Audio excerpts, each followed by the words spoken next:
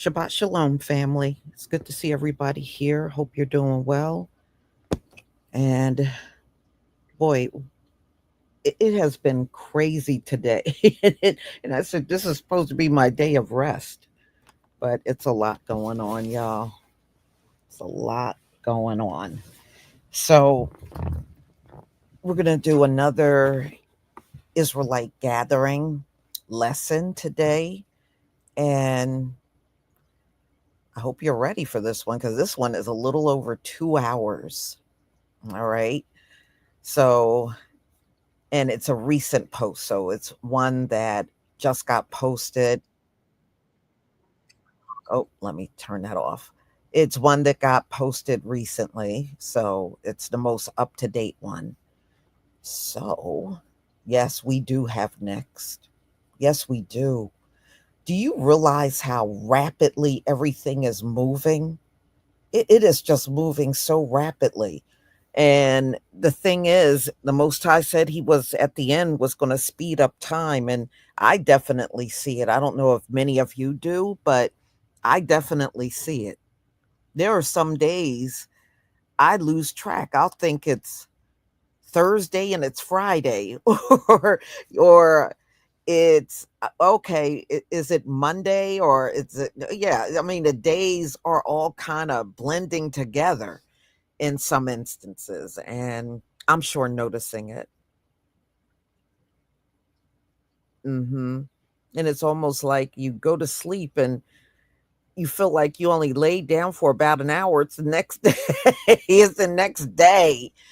Boy, I don't know if it has something to do with me because I'm really busy, especially dealing with my online business plus doing the YouTube videos. But see, I'm one of these people. I love being busy. It does not bother me to have a busy day. It seems like the day goes by faster when I'm doing things. So it don't bother me. Somebody was asking me too, wow, you do so much. Is it overwhelming? It can be at times. Yeah, it definitely can be at times, but I enjoy being busy. I do. I guess we're all different. Some people just want to chill out and relax. They don't want to have to be up and running around all day. Hmm. Okay, and also before we get started, this is the last day of the sale. So over on Etsy. So if you buy two items, you get 35% off. And boy, people are knocking off a good amount on their prices. So that's a good thing. And that's what I want to continue to be able to offer you. So that will be going on until midnight.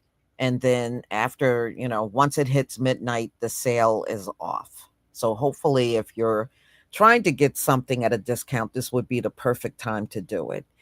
So, y'all, let's get started. Let me share my screen.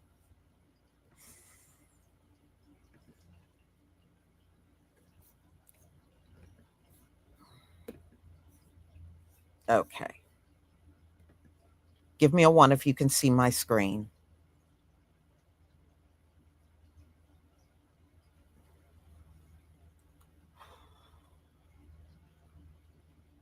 Thank you. All right.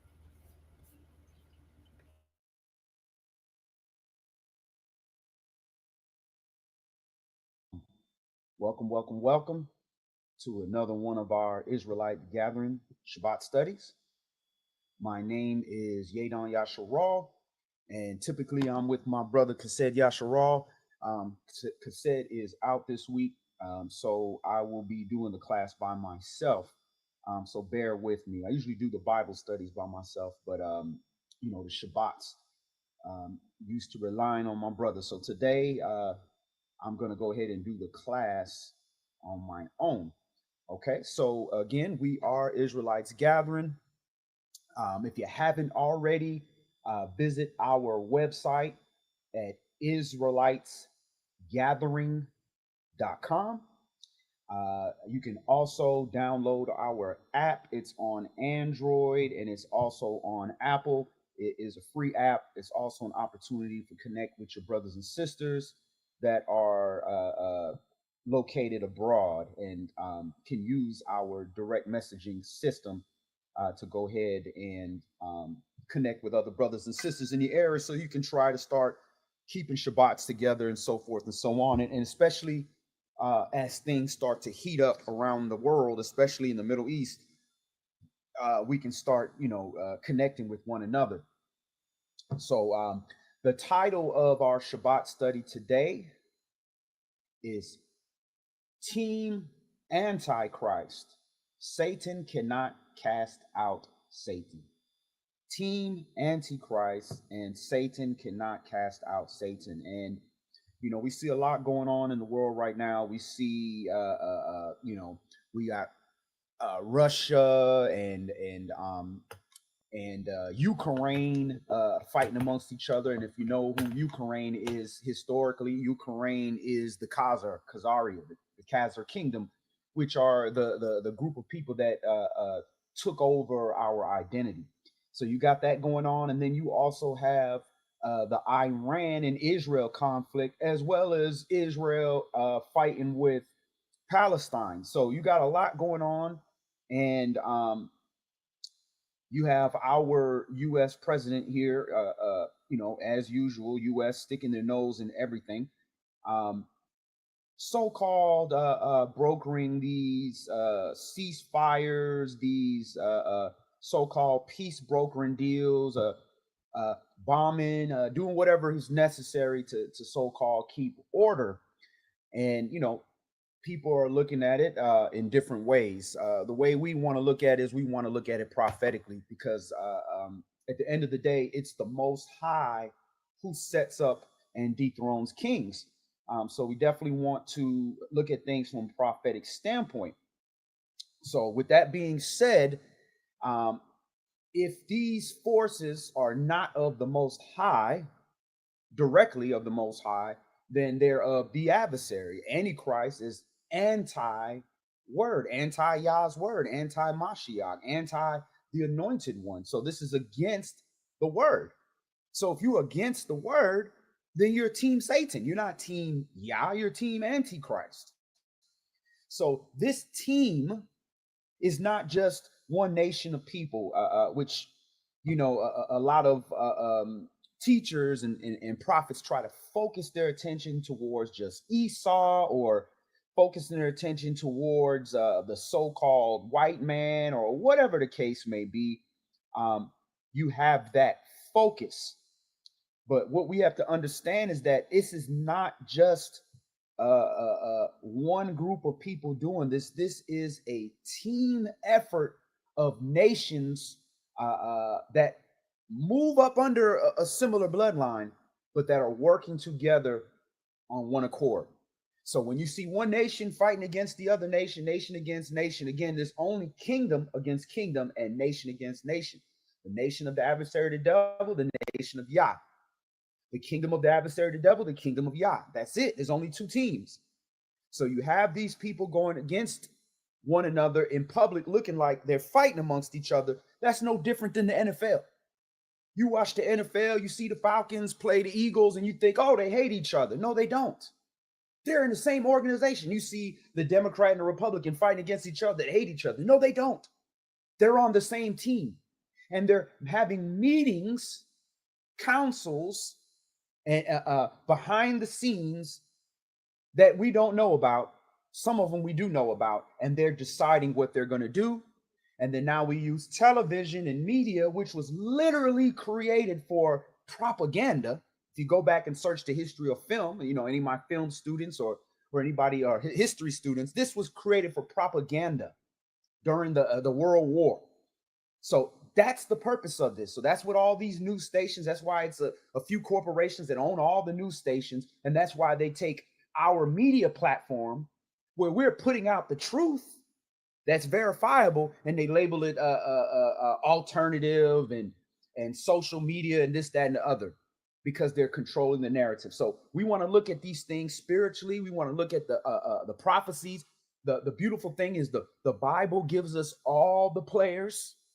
It gives us all the people involved, where they're from and what they're going to do and why they upset and who they're going to go after. So it gives us all this stuff. And then we cut on the news. We see who's in the news, who's doing what, who's saying what, who's going after what. And we know what your next move is going to be because you are going to move according to prophecy. Period. Everybody got a role in this movie of life. And that's why it's called scripture, because they're all following a script. So the blessing is he gave the script to the children of Yasharal, so we know it all. We got all the answers. Now, do we understand it all? No, we don't. A lot of these things are being unsealed in the latter days. But what we do need to understand is, what does it say? So that when something happens against what it says, then we know that that's a lie. So with that being said, let's go ahead and get into the class. We're going to open up in the book of Marcus. Mark chapter 3. And we're going to read this from verse 22. So let's go ahead and pull up the scripts.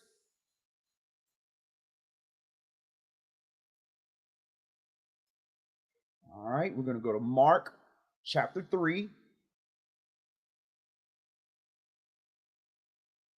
And we're going to start this at verse 22. And again, this is an open forum. So if you have any questions, comments, if you have intel, whether you agree or disagree, as long as we do it decently and in order, I don't know everything. I can only present what's, given unto me. So by all means, share. We are a team effort. Again, you got Team Antichrist. Well, we Team Mashiach. We Team Word. Thus, you have, Savior Word and Israelites Gathering. All right, so we're going to open up, starting at verse 22, Marcus chapter 3 and verse 22.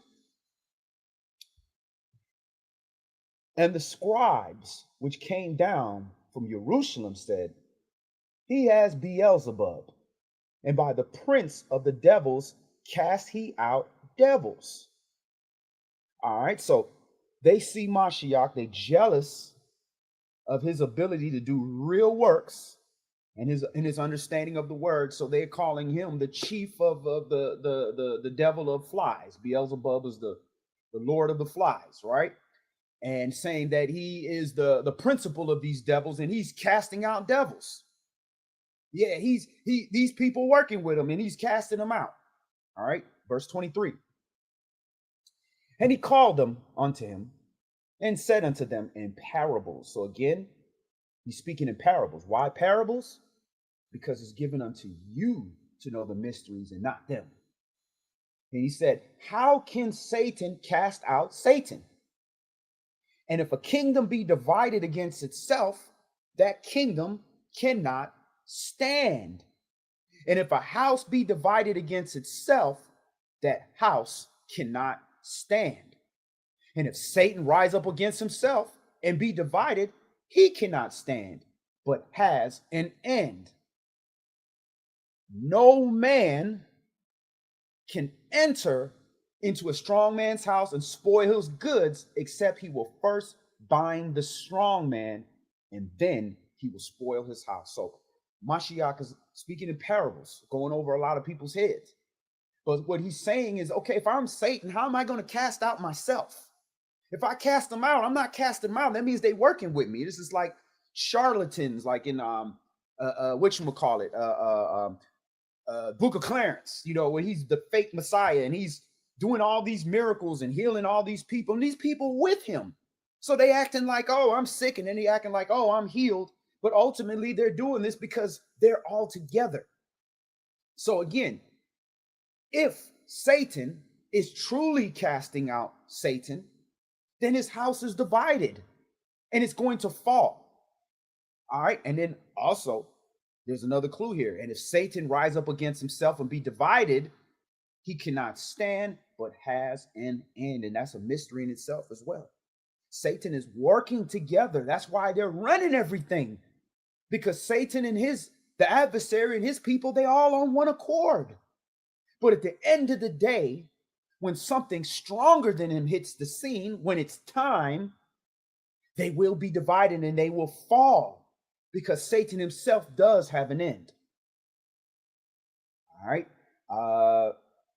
Again, verse 28, verily I say unto you, all sins shall be forgiven unto the sons of men, and blasphemies wheresoever they shall blaspheme.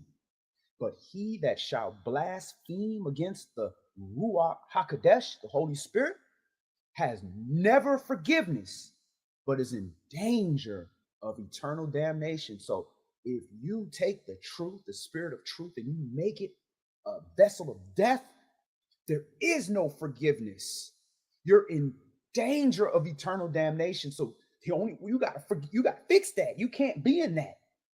So a lot of times, pastors, preachers, and teachers, we fall into that category accidentally by teaching against the Holy Spirit, not knowing. And that puts us in the danger of eternal damnation. And that's why a lot of people don't want to teach. A lot of people don't want to take that stance. They don't want to put something out. They don't want responsibility if it's wrong. But again, there's no condemnation in Mashiach. So if you stay in this word and you find out something is wrong, repent. He didn't say you're in eternal damnation. He said you're in danger. So we have to repent. Verse 30, because they have said he has an unclean spirit. So again, how does this apply to us? All right. So how can Donald Trump, because that's his real name, Trump, he's a German. His family's from Germany. All right. Donald Trump, how could Donald Trump be casting out these people that's on the same team with him? These same people they drawing in The Simpsons and all that stuff coming together. All them people. How could he be casting out those people that are anti-Mashiach, anti-word, if they're all on the same team? Just like The Apprentice, right? You're fired. You think they ain't know who was going to get fired before that camera started rolling? It's all a plan. It's all together, and we're going to prove it. Let's go to Psalms chapter 83. Tehillim chapter 83. Ain't nothing new under the sun, my brothers and sisters. Nothing. They can't even help but follow the script.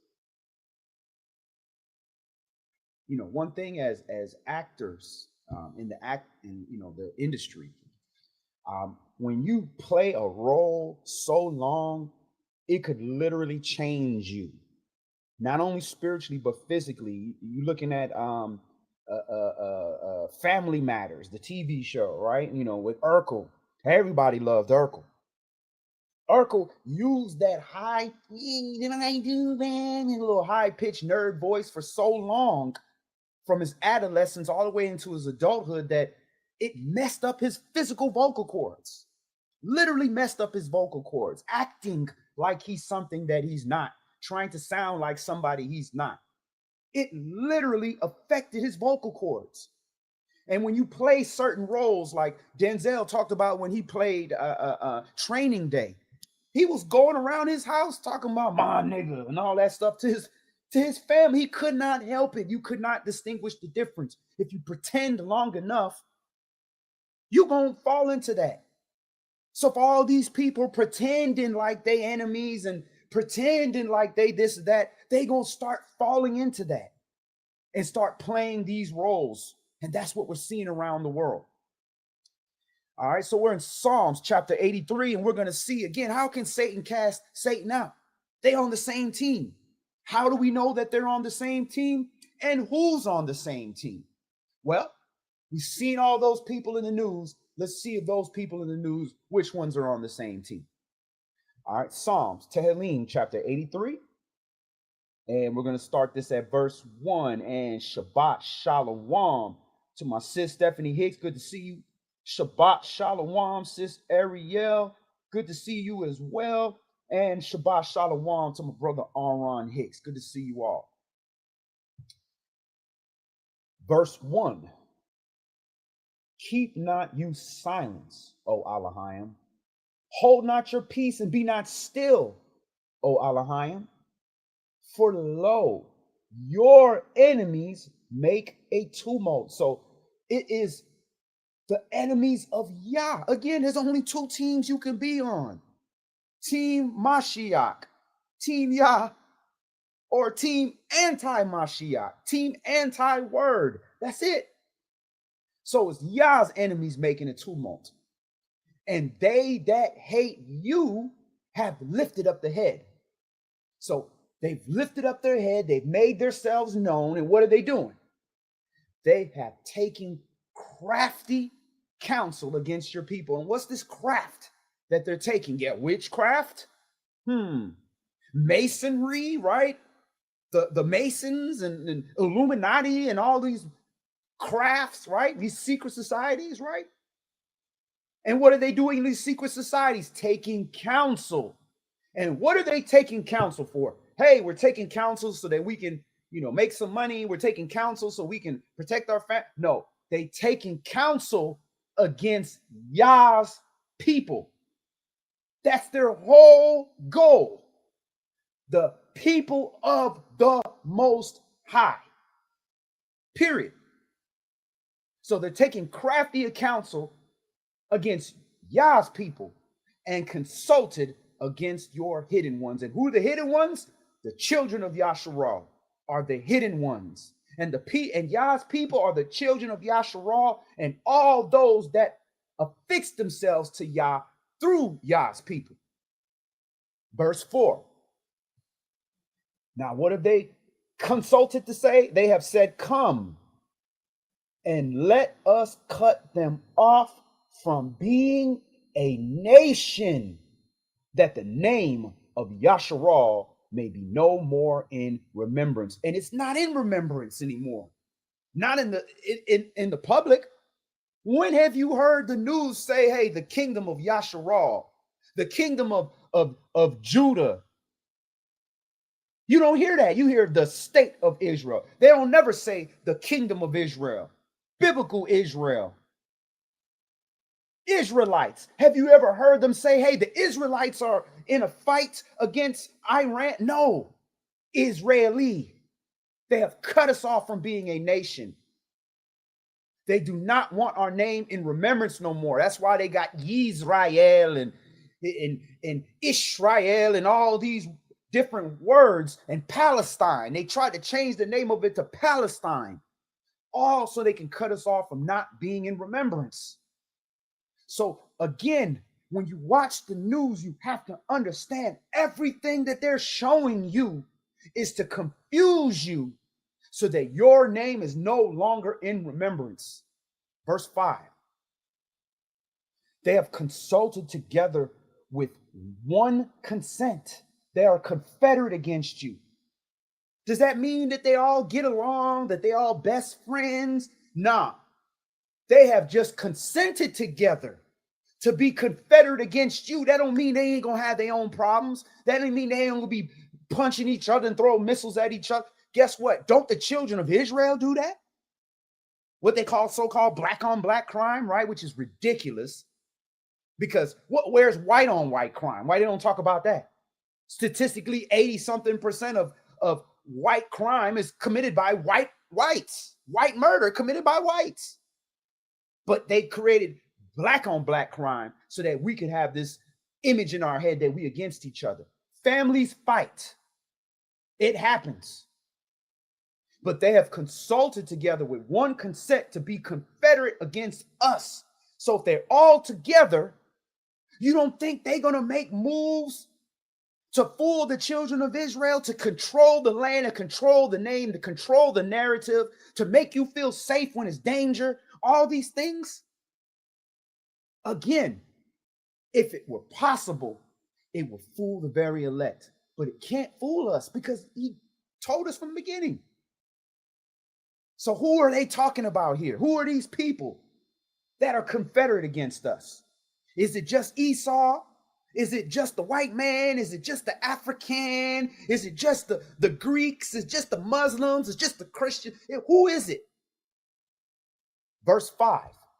Again, they have consulted together with one consent. They are confederate against you. The tabernacles of Edom and the Ishmaelites. So this is the houses of Edom and the Ishmaelites, of Moab and the Hagarim. So who is Edom? Edomites. Now we know Edom mixed with the Ishmaelites, And he also mixed with Kittim, which is Greece, right? Javan, he mixed with all those people. The Romans, the so-called Saudi Arabians, right? That look like us, but are not us. So it's more than just one look. Ishmaelites. Ishmael married Hagar. Excuse me. Ishmael was the son of Abraham and Hagar. All right. So I'm screwing that all up. I apologize. Excuse me. Ishmael, right? The son of Abraham, mother was Hagar. And Hagar was an Egyptian. So you're seeing dark-skinned people and middle complexion melanated people mixing together and creating a new bloodline. And then Moab, a whole new bloodline. This is a bloodline that ain't even supposed to be here. Moab and Ammon, which we're going to read in the next verse. This is incest. This is Lot sleeping with his own children. Gebal and Ammon, again, Ammon and Moab, that is a incestuous bloodline. And Amalek, which is of the Canaanites, the first people to come against us. The Philistines, which is the Pelisheth, which is the Canaanites, and the inhabitants of Tyre. Asher with Syria has also joined with them. They've hoping the children of Lot. So they are working together. These are the people in our area, the Midianites, Midian, the brook of Kison and Midianites as part of like the Syrian Empire and all in that area of Arabia and all that type of stuff. All these areas we talking about right now. Assyria, all Asser. All this is going into Iran, Iraq, Babylon, all those areas. All these people are together, right? Do unto them as unto the Midianites, as unto Sisera, as unto Jabin at the brook of Kison. So what happened to them? What happened to them is Yael, a woman of another nation, killed another one of the people of the other nations that was coming against us. So they let the Gentiles fight them off. We didn't even have to do it ourselves. So he's letting you know, let them fight amongst each other. Let Satan turn against Satan. Let his kingdom be divided so he could fall. Because they winning because they all working together. They all in one consent. And what is that consent? Get rid of the name of the children of Yasharah, the biblical Yasharah. Verse 11. Verse 10, which perished at Endor. They became as the dung for the earth. Make their nobles like Oreb and like Zeb, yea, all the princes of Zebah, and as Zalmunna, who said, let us take ourselves the houses of Yah in possession. So how are they fighting over there now? They're fighting over there in our land, which is split up in all these different countries now. And all these people that we just read about are all dwelling in these same lands. That is literally biblical Yasharallah from the Nile to Euphrates. If you want to know the biblical Yasharallah, go to where you got the 400-year prophecy. Genesis chapter 15. And when you go to Genesis 15, after it talks about the 400-year prophecy, then it tells about where we going and where our inheritance is. From the Nile to Euphrates. There's plenty of countries, including all those ones we mentioned that are in that land, right? And they took our houses in possession. And furthermore, not only the houses of Yah, the people, they took us in possession. We house Elohim. Verse 13. Oh, my Elohim, make them like a wheel as the stubble before the wind. As the fire burns a wood and as the flame sets the mountains on fire, so persecute them with your tempest and make them afraid with your storm. Fill their faces with shame that they may seek the name of Yahuwah. Now, my apologies. I did not share the script, so let me go ahead and share that so everybody can see it. We're at Psalms chapter 83 and verse 16.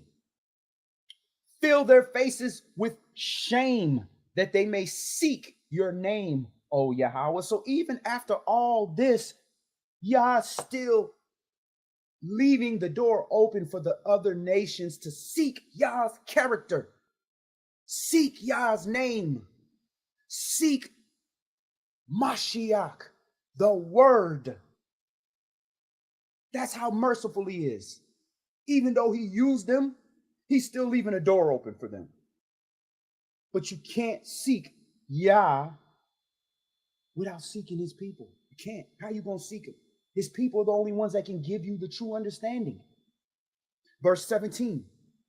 Let them be confounded and troubled forever. Yea, let them be put to shame and perish, that they may know that you, whose name is Yahweh, are the most high over all the earth. Hallelujah. So let's move on. Let's go to Marcus chapter 5. Mark chapter 5. So again, why are we watching, entertainment? Because we watch TV. I love TV. I watch movies. I love all that stuff. I used to be an actor. I did movies. My mother raised us watching movies and critiquing movies and stuff like that. So we love it. We love TV. Don't get me wrong. But at the end of the day, I don't leave it believing like this was real. I know that it might be based on reality, but it's fabricated. It's made up. And what I try to do is see what kind of truth are they giving me out of the movies, because they try to hide truth in plain sight. So, I try to do that, but you can't watch the news thinking that you're watching it like they're giving you the truth. You got to decipher it. You got to run it up against the things you can verify and the things in the script to know what's the truth. So with that being said, again, these spirits, we know in the latter days that the adversary has to be cast out. He has to come down and wage his war. And when they come down, they got to find people that they can work with, vessels that they can use. And don't believe that it's going to be one spirit coming down, going into one person. It could be a bunch of spirits because they're working together. So we're going to see the situation of these demons working together to utilize one man. They didn't just say, hey, I'm just going, you go in him, you go in him, you go in him. Nah, we're going to work together to control this man, to have him do what we want to do. So Marcus chapter 5, we're going to read verses 1 through 20, and a big Shabbat Shalom to my big brother Yafi Yehuda. Good to see you, family. And you write, Ariel, everyone, they all, including the sellouts, the same sellouts that were there in the Greeks with the Maccabees, the same sellouts that were there during slavery, the slave catchers that were black, the same sellouts that were part of the COINTELPRO, the same sellouts that are on these 501c3 CIA COINTELPRO black Hebrew Israelite camps. They all together in one consent. The reading, interesting. I got to check that out. I'm not familiar with that movie, brother Yafi. I have to check that out. The reading. All right, so we're in the book of Marcus, chapter 5. We're going to read verses 1 through 20.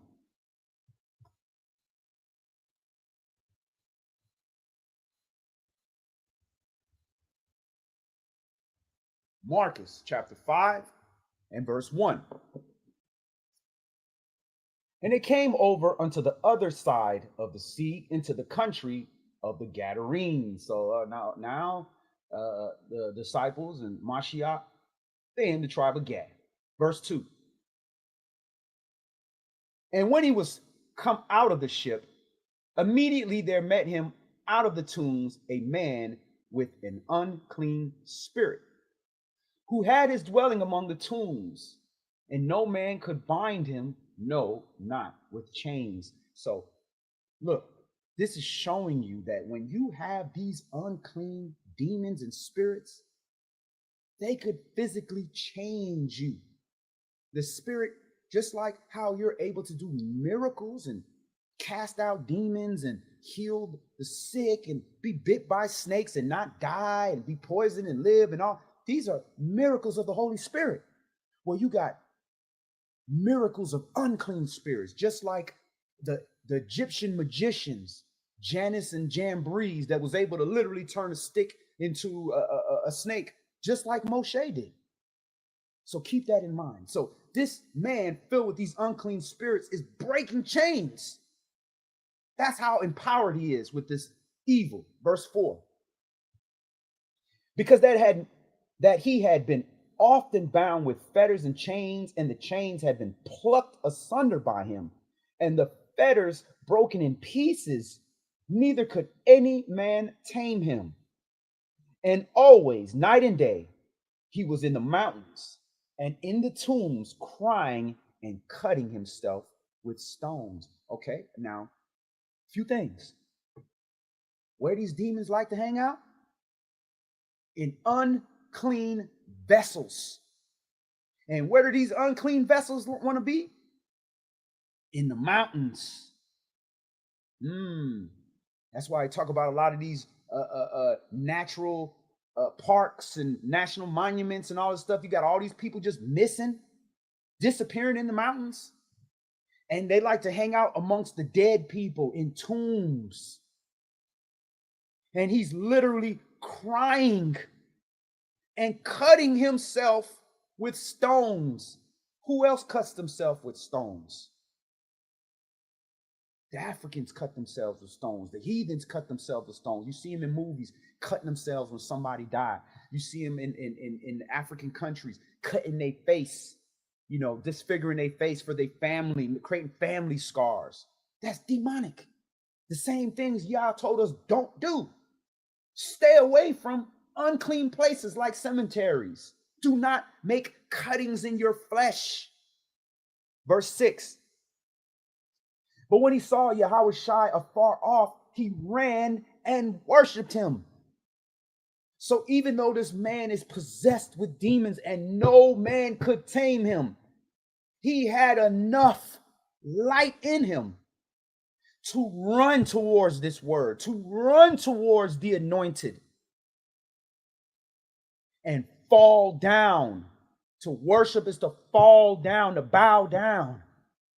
And he cried with a loud voice and said, what I have to do with you, Yahushua, you son of Most High, Elohim? I adjure you by Elohim that you torment me not. So clearly, that's not the man speaking right now. This is the demon speaking.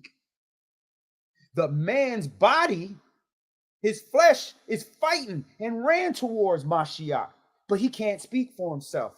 These unclean spirits, he's full of so many demons and parasites and wickedness that he can't even speak for himself. The demons speaking for him. And these demons is a whole bunch of them. Verse 8, for he said unto him, come out the man, you unclean spirit. And he asked him, what is your name? And he answers saying, my name is Legion, for we are many. So there is a multitude. A legion is like what, 100 or 1,000? 1,000 demons stuck in this man. So who's speaking? They won't even allow the person speaking to take credit for them because they're working together. That's why I said, look, just call us Legion because there's a bunch of us. We working together. And he besought him much that he would not send them away out of the country. So if they got crafty counsel to cut off the name of Israel, they're in the northern tribe of Gad. Why don't these demons want to leave the country? Why would they not want to leave Gad? Think about that. This the Holy Land. They like being in unclean places like the cemetery and high in the mountains and all this stuff where the pig farmers are at. Why would they not want to leave?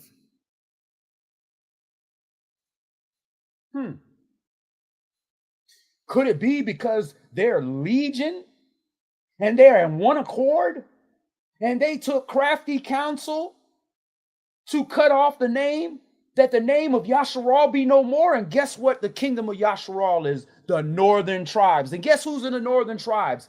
Gad. Guess who got sent away? The northern tribes. So whatever remnant of Israelites is there, get them out. We're trying to cut off the whole nation of Yasharal. We're trying to cut off even the remnant. Get them out of here. So we're going to do that by putting all these unclean spirits up in here. And we're going to see what else they got going on. Verse 11. Now there was near unto the mountains a great herd of swine feeding. Near unto the mountains. So they creating pig farmers in the mountains. And forthwith Yahushua gave them leave. And all the devils besought him, saying, send us into the swine, that we may enter into them. Here we go again. Where do these unclean spirits want to go? They want to go in unclean vessels, because unclean vessels gonna do unclean stuff. And what you think they making one consent to do? Unclean stuff to affect the children of Israel, so that they could be unclean, so that they could have not the protection of their father, so they could be evicted from the land, so they could no longer be a nation, so they could take the houses of Yah in possession. What you think America trying to back the state of Israel for? Talking about God blesses those who bless Israel. Yeah, biblical Israel, not the synagogue of Satan. So they are trying to uphold these people, so we're not a people. Because those people ain't talking about Yasharal. Those people ain't saying Yahweh. Verse 12. Verse 13. And forthwith Yahushua gave them leave. And the unclean spirits went out and entered into the pigs. And the herd ran violently down a steep place into the sea. They were about 2,000 and were choked in the sea. So they ran into the pigs. And when they ran into the pigs, again, when an unclean spirit is evicted from his normal vessel, and when we go back to what we taught in the previous classes, you know, these spirits are dry and they're thirsty. There's no living water in them, so they want water. They like water for some reason. And they like to be in these unclean spirits, and they like death. So they killed the pigs. They went in an unclean spirit and created even more uncleanness by creating death. So surely, you know, the Gadarenes, the tribe of Israel, we celebration. What a victory. Hallelujah. Just like Yafi Yah would have said. Hallelujah, right? We killed off the demons, and you killed some pigs that, you know, that were unclean, and were even more unclean because they're demonic pigs, right? Let's see. Verse 14. And they that fed the swine fled and told it in the city and in the country, and they went out to see that was done. And they came to Yahushua to see him that was possessed with the demon, and had the legion sitting and clothed in his right mind, and they were afraid. Why would you be? This man just casted demons. Why would you be afraid? Well, if you're on a team with the demons, yeah, you're going to be very afraid. That's why when he returns, Mashiach returns, yeah, we fear Yah, but that's a reverence. That's not the same as a whole snap. I'm terrified. I'm running. Different fear. Because they with the adversary, the devil, and they know their time is up. They see in real power. Verse 16, and they that saw it told them how it befell to him that was possessed with the devil, and also concerning the swine. And they began to pray him to depart out the coast. They kicking this man out. They literally kicking Mashiach out for getting rid of the evil spirits.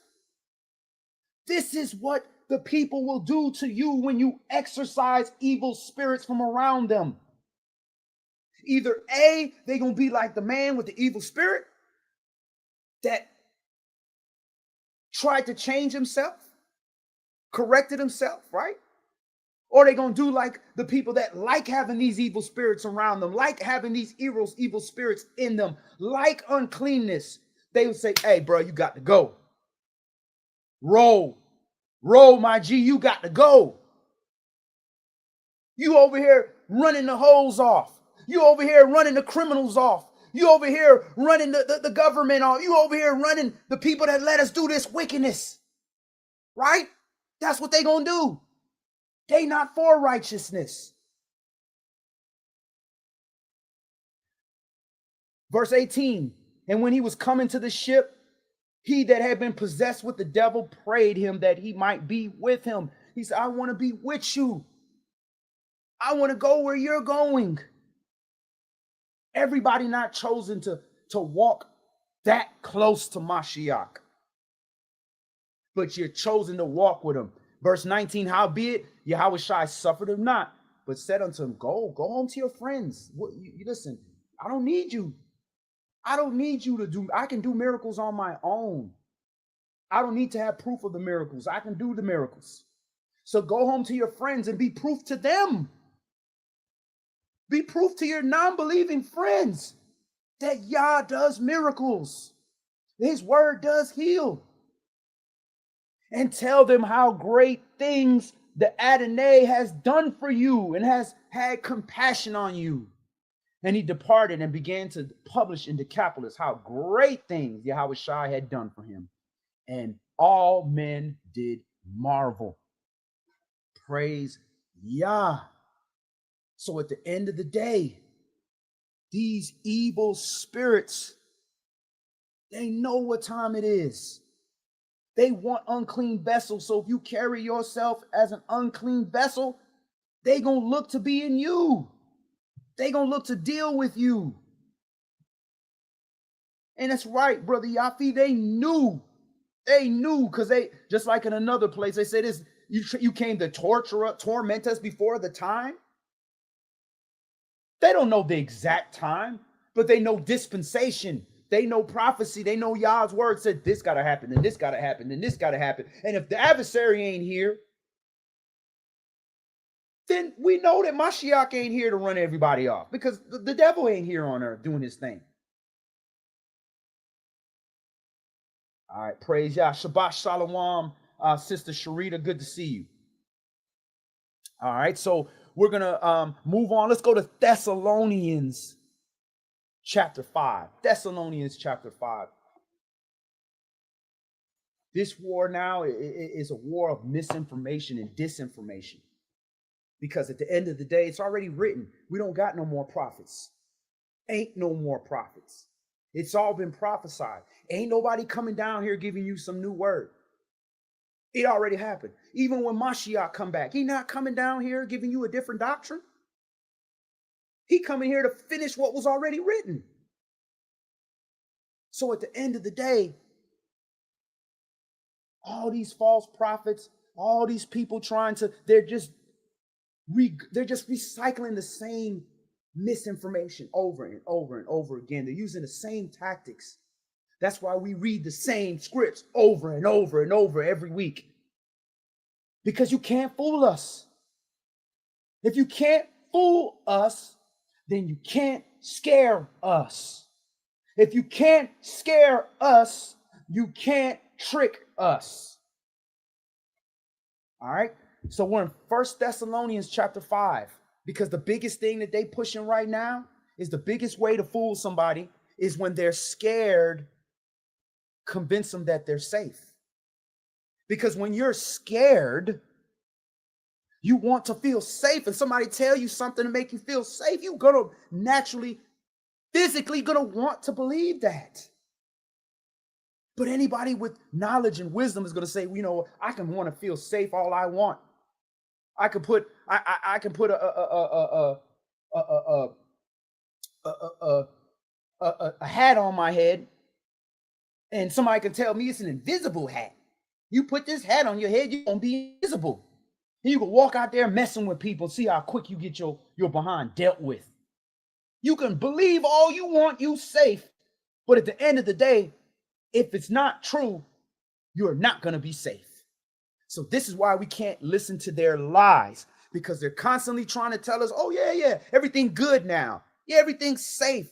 Go back out there, spend your money. Go out there, continue watching TV and be fooled. So that when you feel safe, you let your guard down. I know I'm using a lot of parables.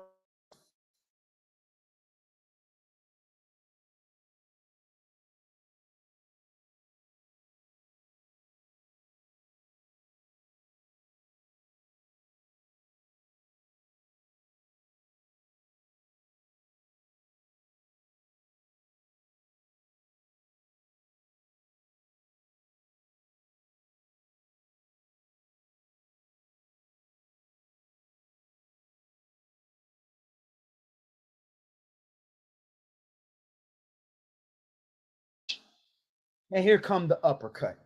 First Thessalonians chapter 5 and verse 1. But the times and the seasons, brothers, you have no need that I write unto you. Do I have to write to you what's going on? Is anybody confused of where we are right now? Or what season are we in? Verse 2.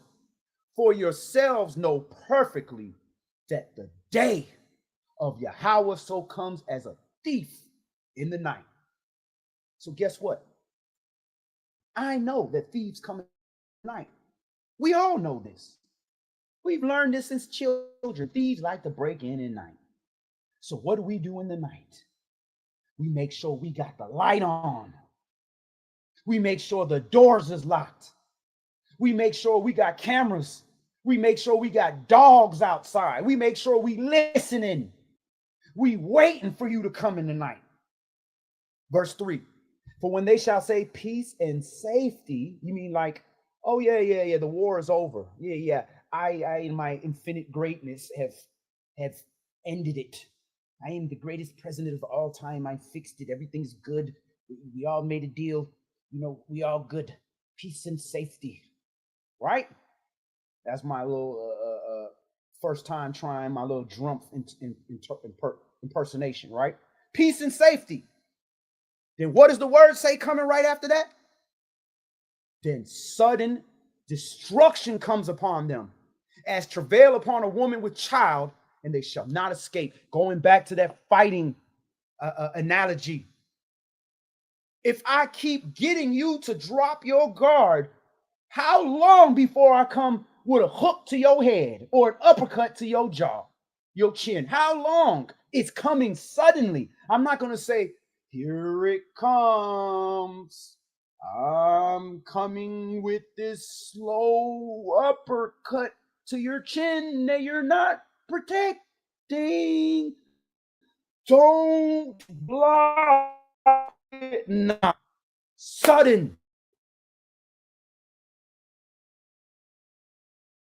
When you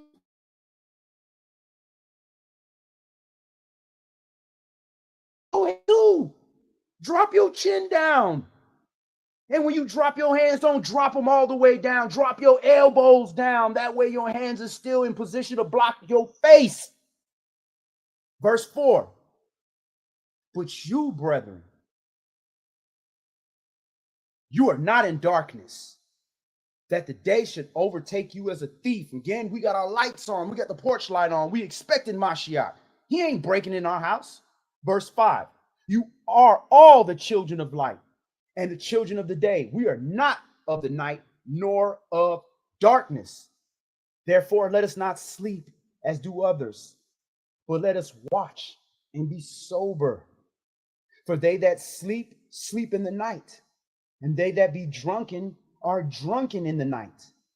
But let us who are of the day be sober, putting on the breastplate of faith and love, and for a helmet, the hope of salvation. For Yah has not appointed us to wrath, but to obtain the salvation by our Adonai, Yahushai Mashiach. So again, this wrath that's coming on the earth, Yah did not ordain that for us. He did not appoint that for us. He gave us Mashiach. If he appointed us to death, he wouldn't have gave us Mashiach. We would die in our sins.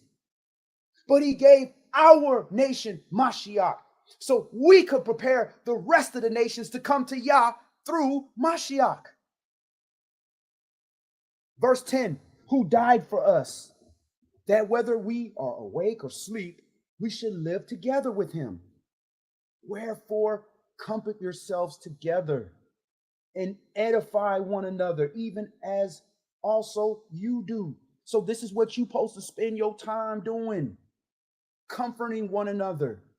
So all your communication that goes out to your brothers and sisters, I'm talking about your phone calls, your conversations, your emails, your letters, your verbal communication, your physical communication, body language, your social media posts, your artwork, your music, your movies, your scripts, your poems, everything that you do. Are you comforting your people? Are you edifying your people? That is your job as the set apart, chosen nation. That's what your gifts are for. So when you're doing that, your people are going to reject you. Get used to it. Verse 12. And we beseech you, brethren, to know that them which labor among you and are over you in the Adonai and admonish you. That's what they're supposed to do. Your people that came before you, they not over you as far as they're more powerful or they like a higher rank. No, that's not what that means. They just before you. They helped you. They brought you into the word. They taught you. They helped prepare you just like somebody helped prepare them. What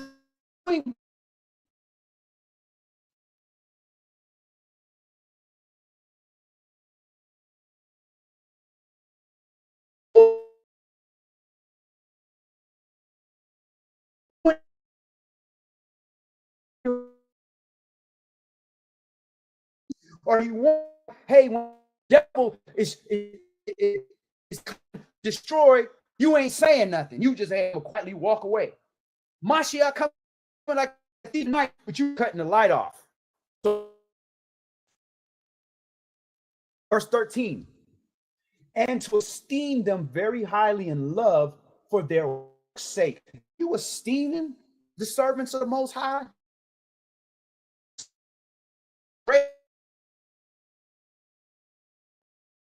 Christian pastor, if they doing it for the work's sake, just because they don't understand or you esteem them. Hey, see a Christian pastor. If I pastor, I'm gonna give him respect because he didn't choose an industry that's gonna make you just cool with everybody. Yeah, you might be worldly cool if you choose the right type of religion, but at the end of the day, you under constant attack from Yah. So esteem these brothers and sisters, have respect. These people from these other camps, you will never hear me call them out specifically by name. That's out of respect. Unless you come from me personally, I'm not coming to you personally. Out of respect, because the good things that you do, I don't want to devalue it. But the bad doctrine, I'm admonishing it. I'm rebuking it. I'm correcting it. And I pray my brothers do the same for me. And be at peace among yourselves. Verse 14. Now we exhort you, brothers, warn them that are unruly, comfort the feeble-minded, support the weak, be patient towards all men. So that means to be patient just to Israelites, be patient just to black people, be patient just to men, be patient just to women, all.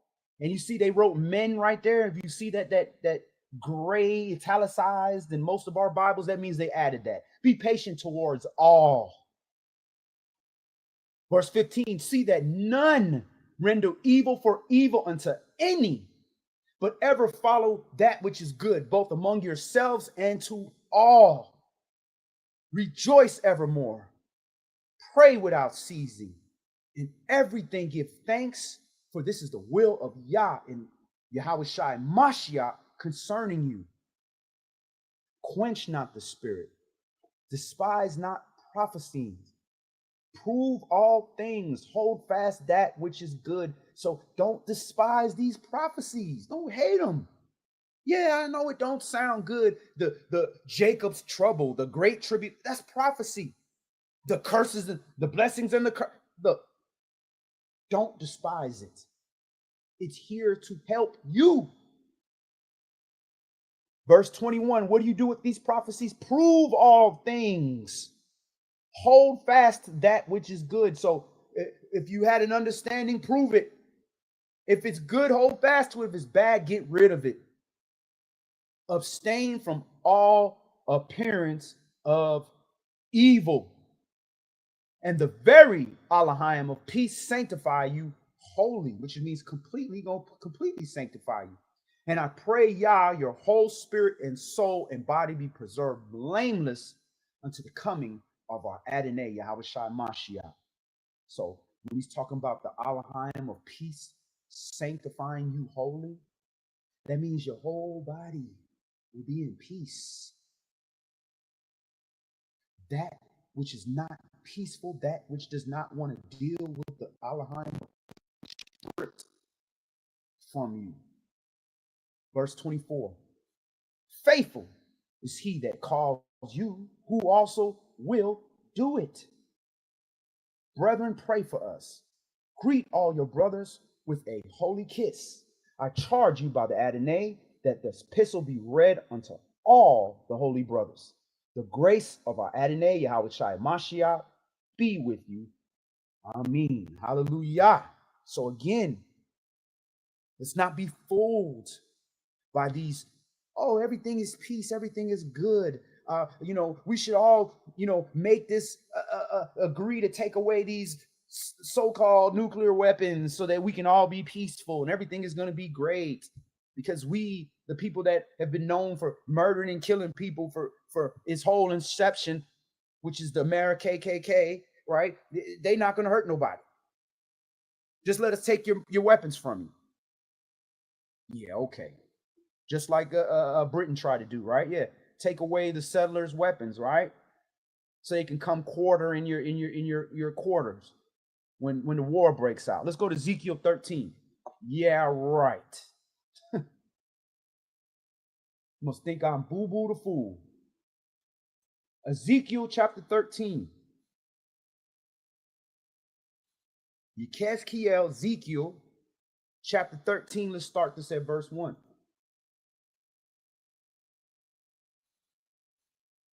So again, these people that's doing this, promising all this life and everything is great, and we got it under control. We got it. Yeah, all them people, they following prophecy themselves. But y'all got a prophecy for them. Ezekiel chapter 13 and verse 1. Despise not prophesying, right? And the word of Yahweh came unto me, saying, Son of man, prophesy against the prophets of Yasharal that prophesy, and say you unto them that prophesy out of their own hearts, hear you the word of Yahweh. Thus says the Adonai Elohim, woe unto you foolish prophets that follow their own spirit and have seen nothing. So let me tell you this.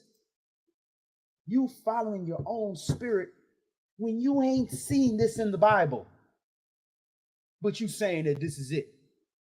You've seen it in a vision and it don't come to pass. Then that is your own spirit. That's a foolish prophet. Verse 4. And who got the brand on these prophets? Look at Israel. Ooh, yeah, our people. Thus says verse 4. O Yasharal, Your prophets are like the foxes in the deserts. You have not gone up into the gaps, neither made up the hedge for the house of Yasharal to stand in the battle in the day of Yahweh. You ain't preparing your people. You preparing your own table. Verse 6. They have seen vanity and lying divination, saying, Yahweh says, and Yahweh has not sent them. And they have made others to hope that they would confirm the word. Have you not seen a vain vision? And have you not spoken a lying divination? Whereas you say, Yahweh says it, albeit I have not spoken, as it is to this day. Whatever person out here claiming that you this prophet or the prophet of Islam and all, you're a liar. Yah did not speak to you, or the things you said. You'd have prophecy if Yah spoke to you. That's number one. You'd have prophecy. It'd be concerning the children of Israel, number two. And number three, it would happen. Lies. Because you have spoken vanity and seen lies, therefore, behold, I'm against you, says the Adonai Elohim. And my hand shall be upon the prophets that see vanity and that divine lies. They shall not be in the assembly of my people, neither shall they be written in the writing of the house of Yasharal. Neither shall they enter into the land of Yasharal, and you shall know that I am the Adonai Elohim. So when you see Adonai Elohim, that's talking about Mashiach. Mashiach gonna root out these people in the wilderness. They not coming in the land. He's rooting them out now by clearing out the land in this war with these so-called crafty counsel they taking, right? With this Iran-Israel war. Yeah, they getting them out the land. They getting out the other people out of the northern part of the land. Verse 10, because they have seduced my people, saying peace, and there was no peace. And one built up a wall, and lo, others daubed it with untempered mortar. So even a wall ain't gonna stay. It's not tempered, it's not daubed, it's just put together, it's gonna fall apart. It's vanity. There's no peace. That wall ain't gonna save you. That wall that y'all keep kissing and banging your head and humping, because you're literally humping a wall, it ain't gonna be here. Verse 11. Say unto them which daub it with untempered mortar, that it shall fall. There shall be an overflowing shower, and you, O great hailstones, shall fall, and a stormy wind shall rend it. And I don't know why this made me just think of China. China got that big Great Wall of China, right? Which is literally built backwards. A wall is usually to keep people from coming in. This is built the other way, keep people from going out, which is weird. But anyways, China just got slammed with I'm talking about torrential, biblical floods, the worst that they've seen in history, probably since the recording of the Great Flood that was recorded in Chinese history. All right, verse 12. I don't know why I thought about that, but that was just crazy. Look it up. Lo, when the wall is fallen, shall it not be said unto you, where is the daubing wherewith you have daubed it?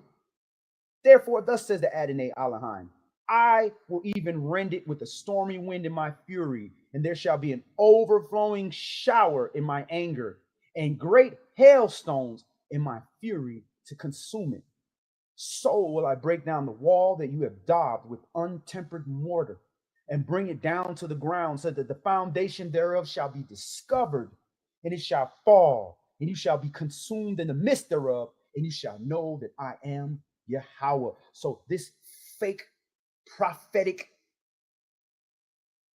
BS wall of safety that you're creating with these false prophecies, these false leaders, these false kings, this false news, all this anti-Mashiach talk, all this stuff it looks like a nice big wall that's keeping you safe. But soon as the water and the wind comes, it's falling. There's nothing, there's no daub to hold it in place. It's untempered. So these people that were supposed to help you with the safety, these false pastors of your own people, these false preachers, these false prophets, these false teachers, false elders, all these people who were supposed to be building this wall, that were supposed to be putting the daub in the mortar to keep it together so that you have a real covering, a real fence around you. Judgment is going to come their way because when that wall falls, there's no protection and it's their fault. Thus will I accomplish my wrath. Verse 15, thus will I accomplish my wrath upon the wall and upon them that daubed it with untempered mortar, and will say unto you, the wall is no more, neither they that daubed it. The prophets of Yasharah, which prophesy concerning Jerusalem, and which see visions of peace for her, and there's no peace, says Adonai Elohim. Likewise, you son of man, set your face against the daughters of your people, which prophesy out of their own heart, and prophesy you against them. And you have these same prophets right now, false prophets telling you everything is cool. You ain't got to worry. Why? So you can keep paying them. So you can keep putting money in the collection plate to feel comfortable, feel safe. Telling you lies so you ain't got to be in danger of damnation. You can feel safe. Oh, I'm saved. I put money in the plate, right? That's why they're telling you all this safety. Same thing they did in Babylon. Oh, with the horns, you're going to push out Babylon. And this is, nah, you finna be in captivity. These people are fleecing the flock. That's why they're doing this. There's a direct benefit to them, to their business or their livelihood if you feel safe. Verse 18. And now on the other hand, the servants of Yah, we tell you you are unsafe and make you feel unsafe. There's danger against us. Completely different. Verse 18. And say, thus says Adonai Elohim, woe to the women that sew pillows into all armholes and make handkerchiefs upon the head of every stature to hunt souls. Will you hunt the souls of my people? And will you save the souls alive that come unto you? And will you pollute me among my people for handfuls of barley and for pieces of bread to slay the souls that should not die and to save the souls alive that should not live by your lying to my people that hear your lies? Wherefore thus says the Adonai Elohim, behold, I am against your pillows, where you hunt the souls to make them fly. And I will tear them from your arms, and will let the souls go, even the souls that you may hunt them to make them fly.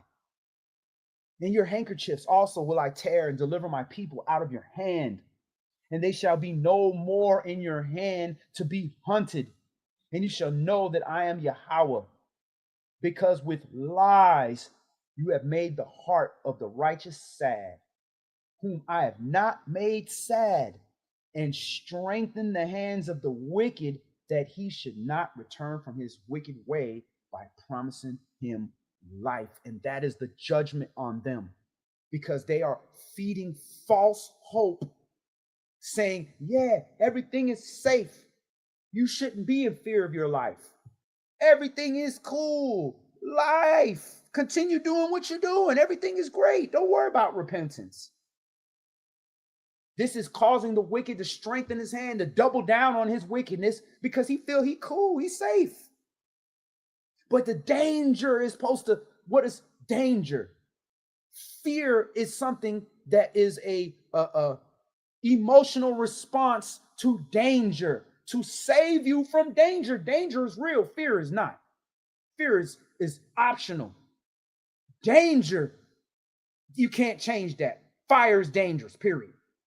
Only thing you can do is get rid of the danger and it's not danger anymore. But if there's danger present, it's real. So you're trying to get people to not pay attention to the danger by getting rid of the fear. The danger and the fear of the danger is what causes people to repent. There's going to be judgment for that. Therefore, you shall see no more vanity, nor divine divinations, for I will deliver my people out of your hand, and you shall know that I am Yahweh. Let's go to Revelation chapter 13.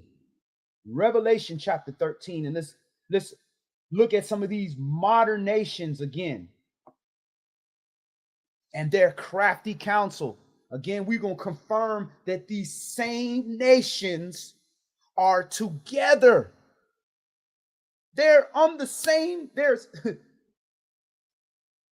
2 heads, 7 heads of the same beast. Remember that.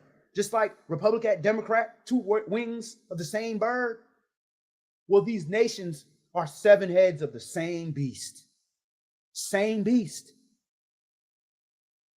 Revelation chapter 13, and we're going to talk about the beasts that are made of these nations in the end. Verse 1. And I stood upon the sand of the sea and saw a beast rise about the sea, having 7 heads and 10 horns. All right, so just imagine you got a beast, and he's like an octopus, but he got 7 heads. Instead of 8 arms like octopus, he got 7 tentacle heads, right? So 7 heads and 10 horns. So if there's 7 heads and 10 horns, that means you got 7 of them. They only got 1 horn. That would be 7 horns. Then you got you got 7 heads, and out of the 7 heads, you got 14 that should be with 2 horns on each head. So that means if there's 10 horns on each of the 7 heads, that means some of those heads is missing a horn. You follow me? I'll say it again. You got 7 heads, but only 10 horns.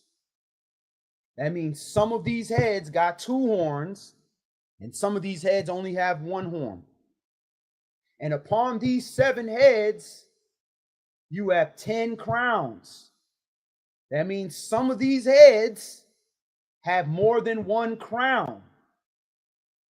And upon his heads, the name of blasphemy. So we know that this is blasphemy. This ain't of Yah. This is of the adversary of the devil. So you know this ain't a good thing. All right. And the beast which I saw was like unto a leopard. So the leopard represents like the Greeks, the Greek Empire, or for lack of a better word, the Greeks and Romans, right?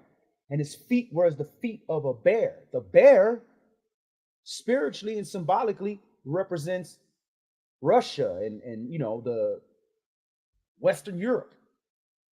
And the mouth is the mouth of a lion, and the lion obviously represents Judah, right? But prior to that, it also represented Egypt. It also represented Assyria. It also represented Babylon. So you got all those same people also represented by a lion, right? So you had the mouth of a lion, and the dragon gave him his power. And we know the dragon, the snake, represents the adversary, the devil.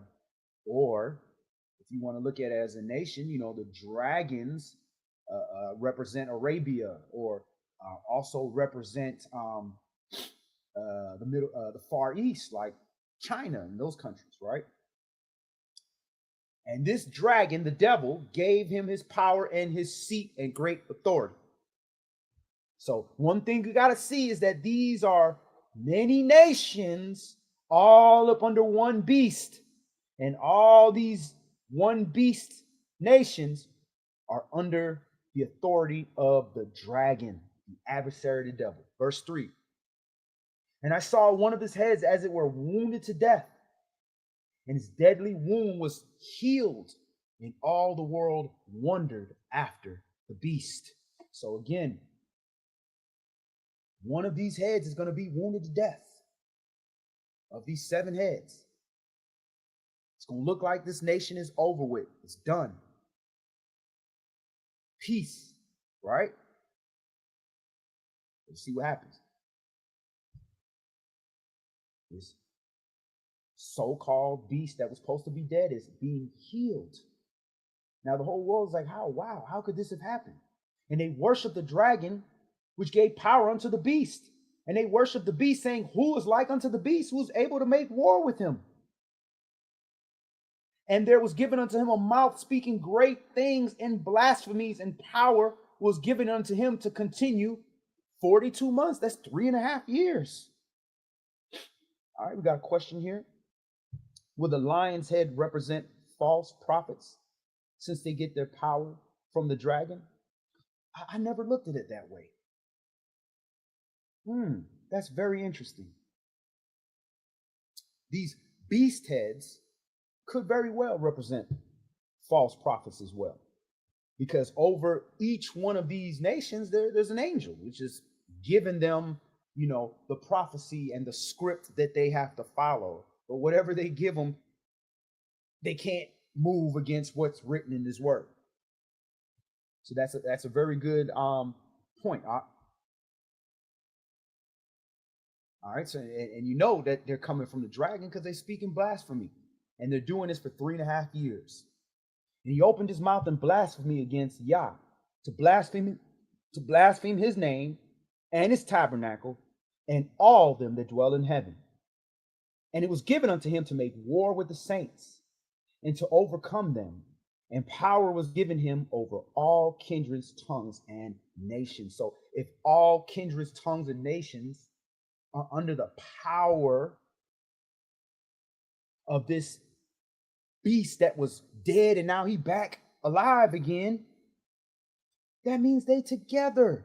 They working together. Remember that. Verse 8, and all that dwell upon the earth shall worship him, whose names are not written in the book of life of the Lamb, slain from the foundation of the world. So if you join the rest of all these nations, tongues, and kindreds, which is also going to include Israelites, if you join that one world order, you are going to be removed from the book of life. Your name. Verse 9, if any man have an ear, let him hear.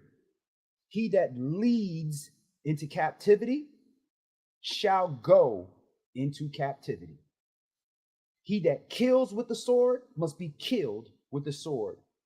Here is the patience and the faith of the saints. So again, if we lead into captivity, we're going to go into captivity. So again, those people that led us into captivity, all the nations, they are going to be captive. They are going to be servants. And all those that go out there to kill with the sword, they must be killed with the sword. That's why certain temptation we ain't going to survive. If somebody coming at me trying to kill me, that's a hell of a temptation for me not to pull out my sword and take this brother head off or take this person's head off that's coming after me. But it say he that's killed with the sword, he that kills with the sword got to be killed with the sword. So we got to be in a position where we won't have to fight like that. Verse 11, and if you in the hottest of the hot, it's going to be hard not to fight. And I beheld another beast coming up out of the earth. He had 2 horns like a lamb, and he spake as a dragon. So remember, some of them had 2 horns. So this beast, he got 2 horns like a lamb, but he's speaking as a dragon. That means he's trying to look like the lamb, Mashiach, but his words give him away. He's speaking against the word of Yah.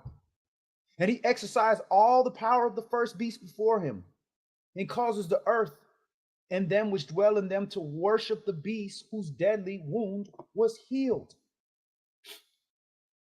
And he does great wonders, so that he makes fire come down from heaven on the earth in the sight of men. And speaking of that, how coincidental. Just 2 days ago, right here in Atlanta, we had fire come down from heaven. We literally did. We literally had a so-called meteorite. We don't know if it's a meteorite, That's what they say. But it literally came down. All of Atlanta saw it. All of the Southeast was able to see it. So much that they wondering if it's multiple ones.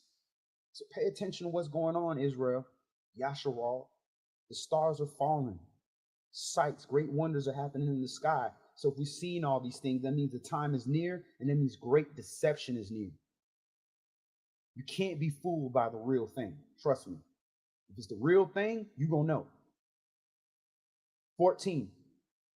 And deceiveth them that dwells on the earth by the means of those miracles, which he had power to do in the sight of the beast, saying to them that dwell on the earth that they should make an image to the beast, which had the wound by a sword and did live. And he had power to give life unto the image of the beast, that the image of the beast should both speak and cause that as many as would not worship the image of the beast should be killed. That sound like AI right there. AI is a computer image that can now speak to you. And if you don't fall down and worship them, it could utilize certain things to have you killed. Everything is run by a computer now. Verse 16, and he causes all, both small and great, rich and poor, free and bond, to receive a mark in their right hand or in their foreheads, and that no man might buy or sell except he that had the mark, or the name of the beast, or the number of his name. Here is wisdom. Let him that has understanding count the number of the beast, for it is the number of a man. So this number is of a man, represents man. And his number is 666. So we know 666. So I'm not going to go all into the mark of the beast and what I believe it is. But just keep in mind, you got something on your right hand. That's what you touch. Your right hand, that's supposed to be the right side. That's supposed to be Yah. And then you have your forehead. That's where your pineal is. That's where your face of Yah. That's where your connection with the Most High is. You're supposed to have frontlets and commandments and stuff and Yah's name on there. You're supposed to have him there, thinking of him. But instead, we have the world and the beastly system. So that's what that represents, as well as what the physical mark is. So let's move on. Let's go to the book of Numbers now. We're going to go to Numbers 22. And we're just going to look at, again, these nations coming together. These nations coming together. So we're going to start at Numbers 22. We're going to see how these nations came together to try to curse the children of Israel. The book of Numbers by Midbar, chapter 22. And we're going to start this at verse 1.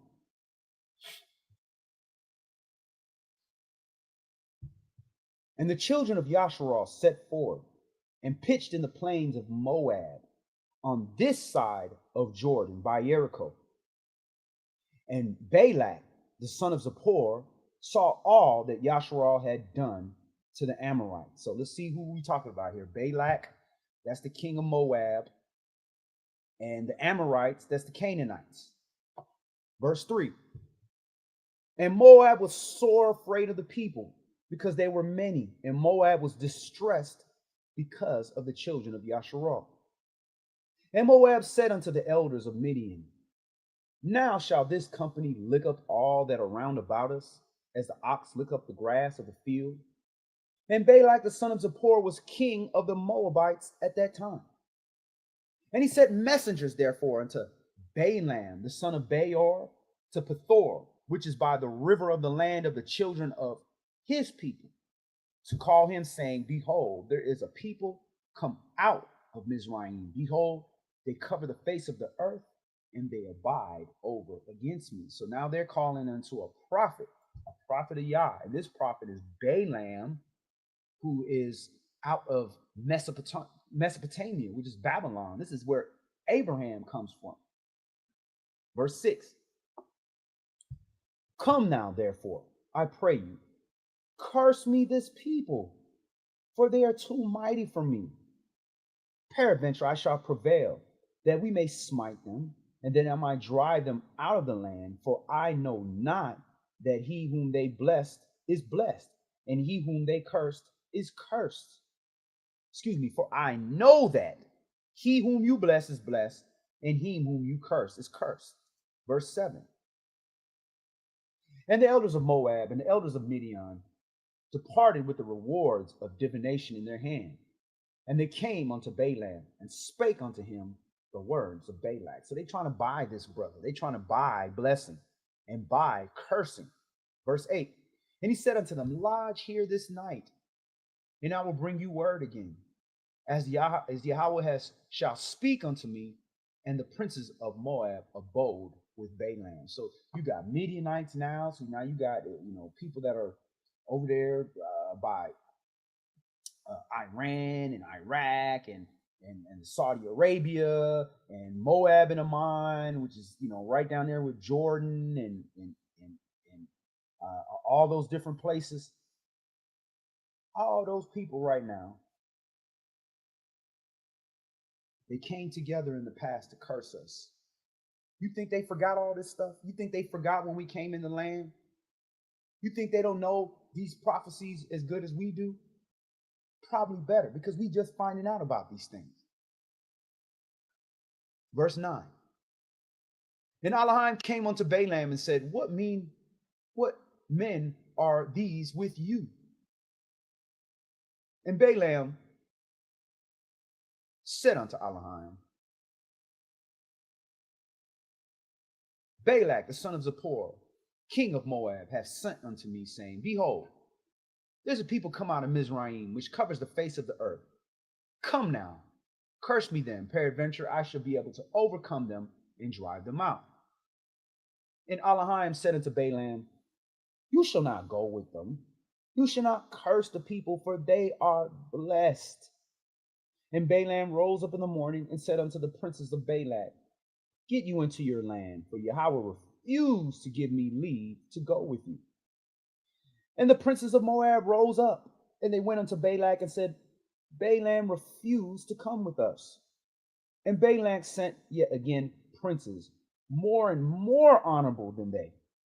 And they came to Balaam, and they said to him, thus said Balak, the son of Zippor, let nothing, I pray you, hinder you from coming unto me. For I will promote you unto very great honor, and I will do whatsoever you say unto me.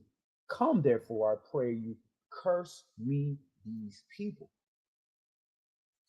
And Balaam answered and said unto the servants of Balak, if Balak will give me his house full of silver and gold, I cannot go beyond the word of Yah, my Elohim, to do less or more. Therefore, I pray you also, tarry you also here this night, that I may know what Yahweh will say unto me more.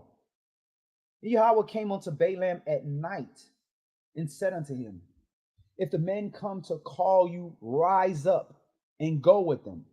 But yet the word which I say unto you, that shall you do. And Balaam rose up in the morning and saddled his donkey and went with the princes of Moab. And Elohim's anger was kindled because he went, and the angel of Yahweh stood in the way for an adversary against him. Now he was riding upon his donkey, and his two servants were with him. And the donkey saw the angel of Yahweh standing in the way, and his sword drawn in his hand. And the donkey turned aside out of the way and went into the field. And Balaam smote the donkey to turn her into the way.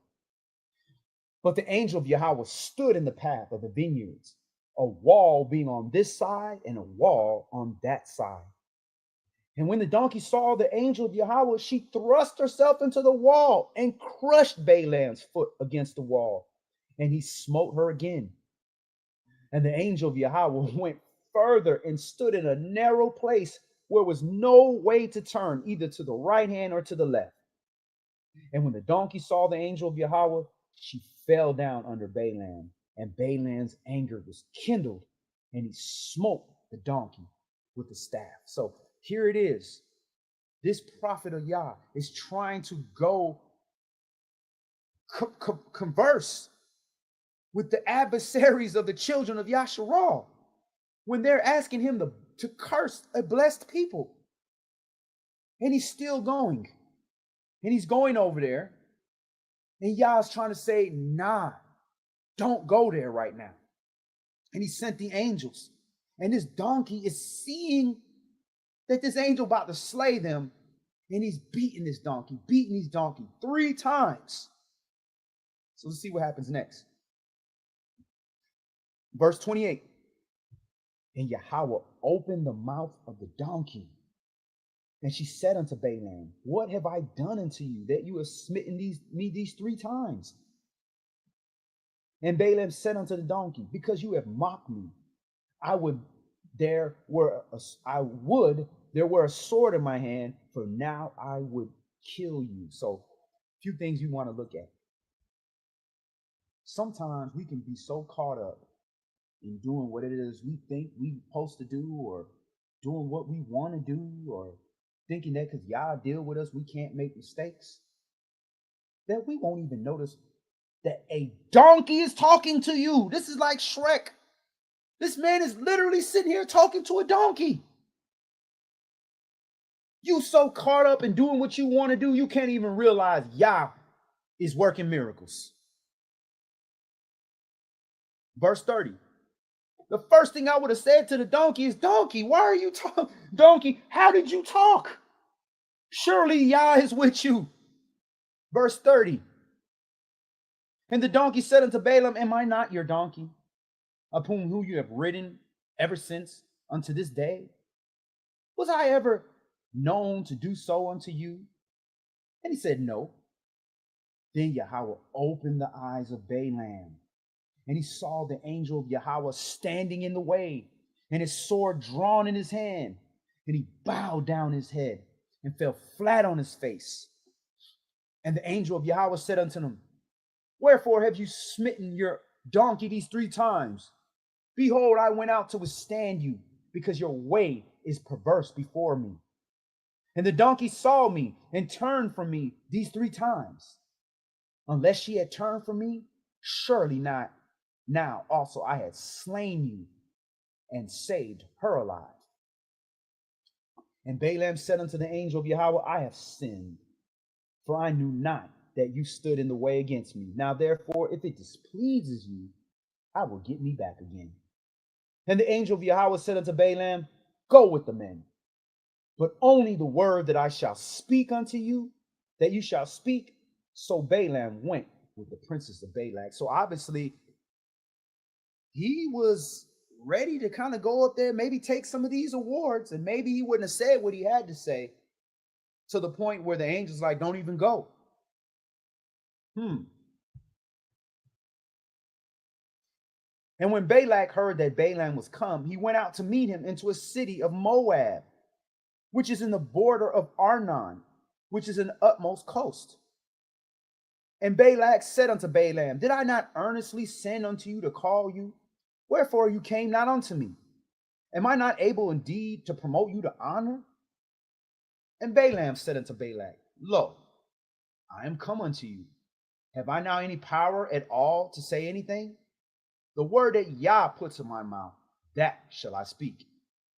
And Balaam went with Balak, and they came unto Kirjath Huzoth. And Balak offered oxen and sheep, and sent to Balaam and to his princes that were with him.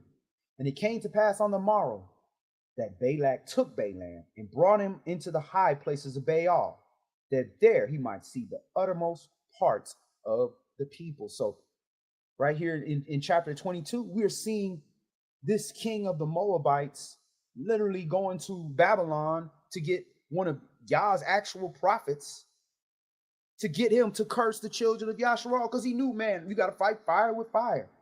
I can't do this. We ain't got no power against Yah's people, but this person is known to be a prophet of Yah.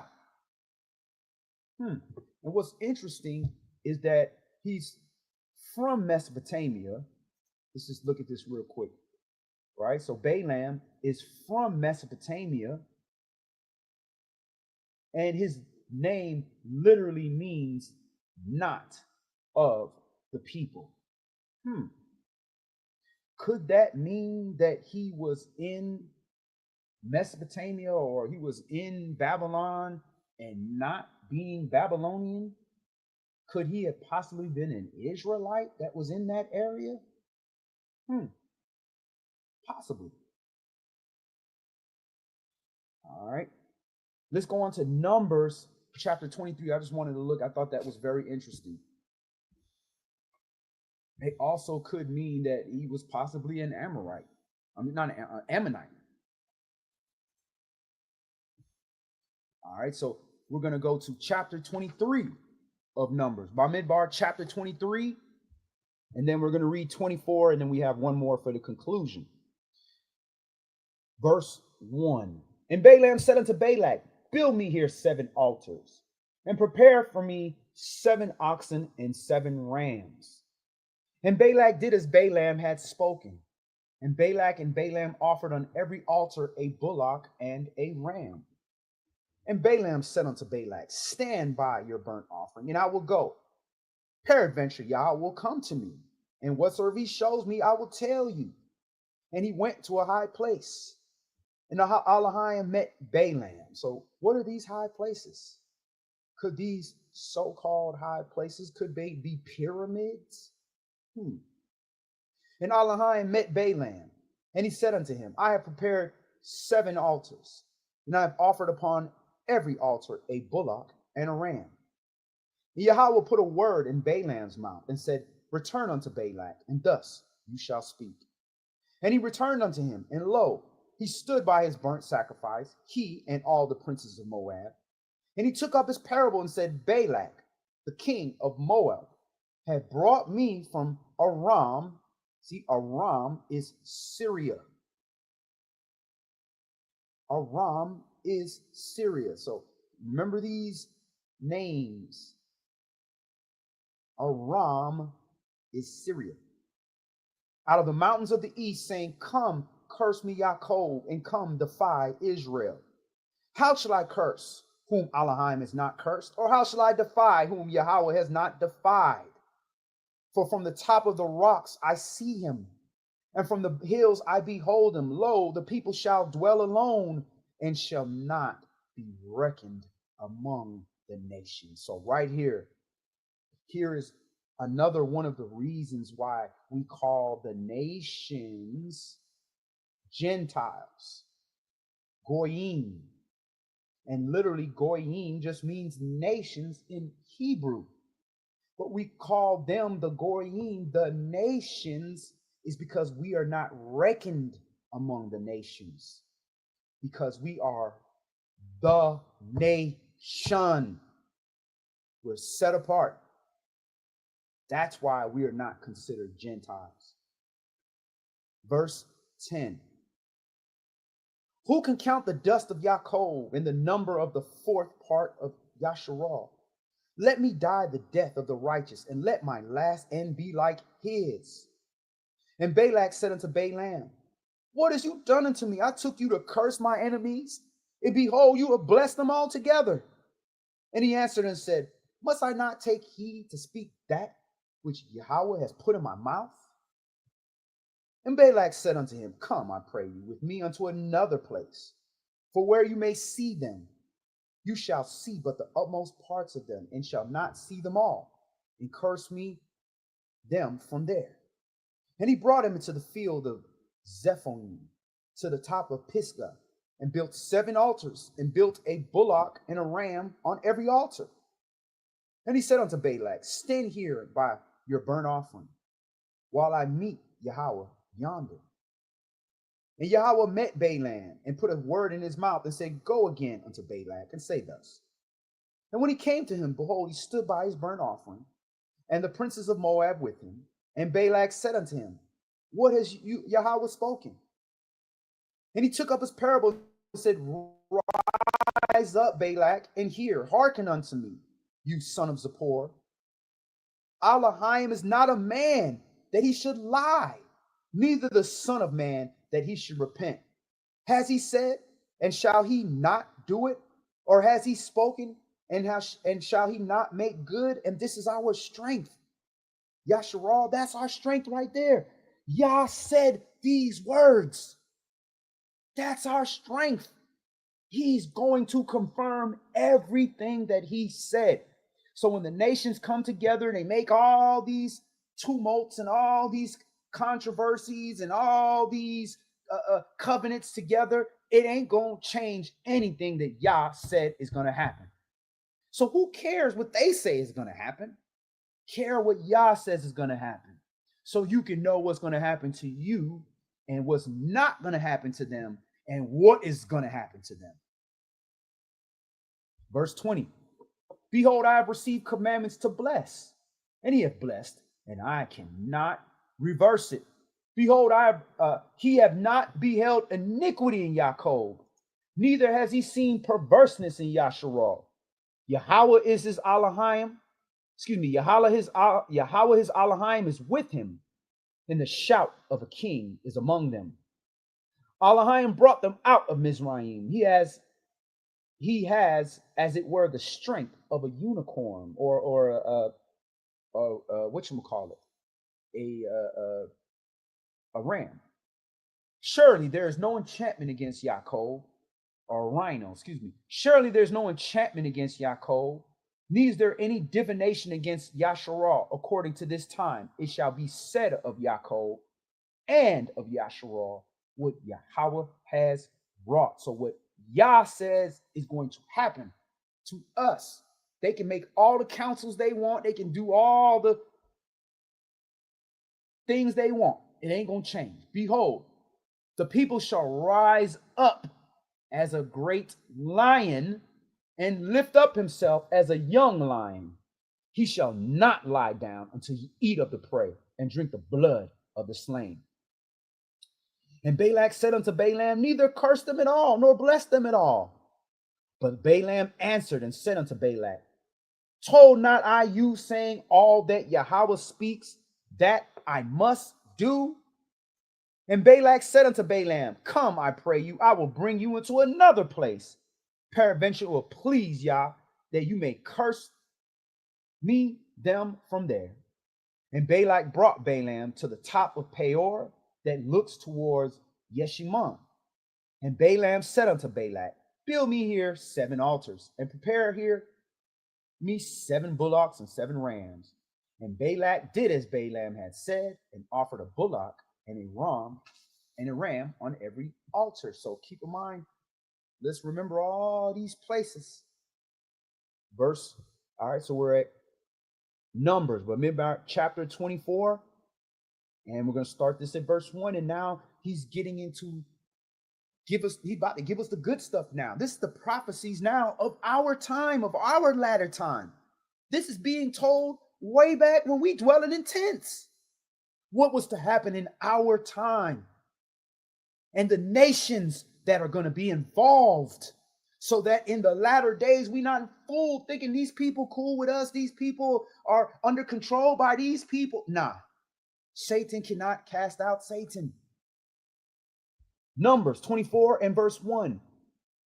And when Balaam saw that it pleased Yahweh to bless Yasharal, he went not, as at other times, to seek for enchantments, but he set his face towards the wilderness. And Balaam lifted up his eyes, and he saw Yasharal biding in his tents, according to the tribes. And the spirit of Elohim came upon him. And he took up his parable and said, Balaam, the son of Beor, hath said, and the man whose eyes are open hath said. And he has said, which heard the words of Yah, which saw the vision of the Almighty, falling into a trance for having his eyes open. How goodly are your tents, O Yaakov, your tabernacles, O Yasharal. As the valleys are they spread forth, as gardens by the riverside, as the trees of line aloes, which Yahweh hath planted, and as the cedar trees beside the waters. He shall pour the water out of his buckets, and his seed shall be in many waters, and his king shall be higher than Agag. That's the Edomite king, and his kingdom shall be exalted. So in the latter days, these latter day prophecies, he's going to take the children of Yasharal, and we are going to be spread into the four corners of the earth so that the living waters could be spread to the dispersed children all over the earth so that we could be activated for the latter days. Verse 8, Elohim brought him forth out of Egypt as it were the strength of a unicorn or a rhino. He shall eat up the nations, his enemies. Who are the enemies? The nations. Why the nations? Why are the nations the enemies? Because they took crafty counsel to stop Yah's prophecies. Not everyone in the nation, but the leaders of the nations. There are principalities and powers and spiritual wickedness in high places. Remember that. And shall break their bones and pierce them through with his arrows. He couched, he lay down as a lion, as a great lion. Who shall stir him up? Blessed is he that blesses you, the real children of Abraham, Yashak, and Yaakov. And cursed is he that curses you, the children, the true biblical children of Abraham, Yashak, and Yaakov. Verse 10. And Balak's anger was kindled against Balaam, and he smote his hands together. And Balak said unto Balaam, I called you to curse my enemies, and behold, you have altogether blessed them 3 times. Therefore now flee to your place.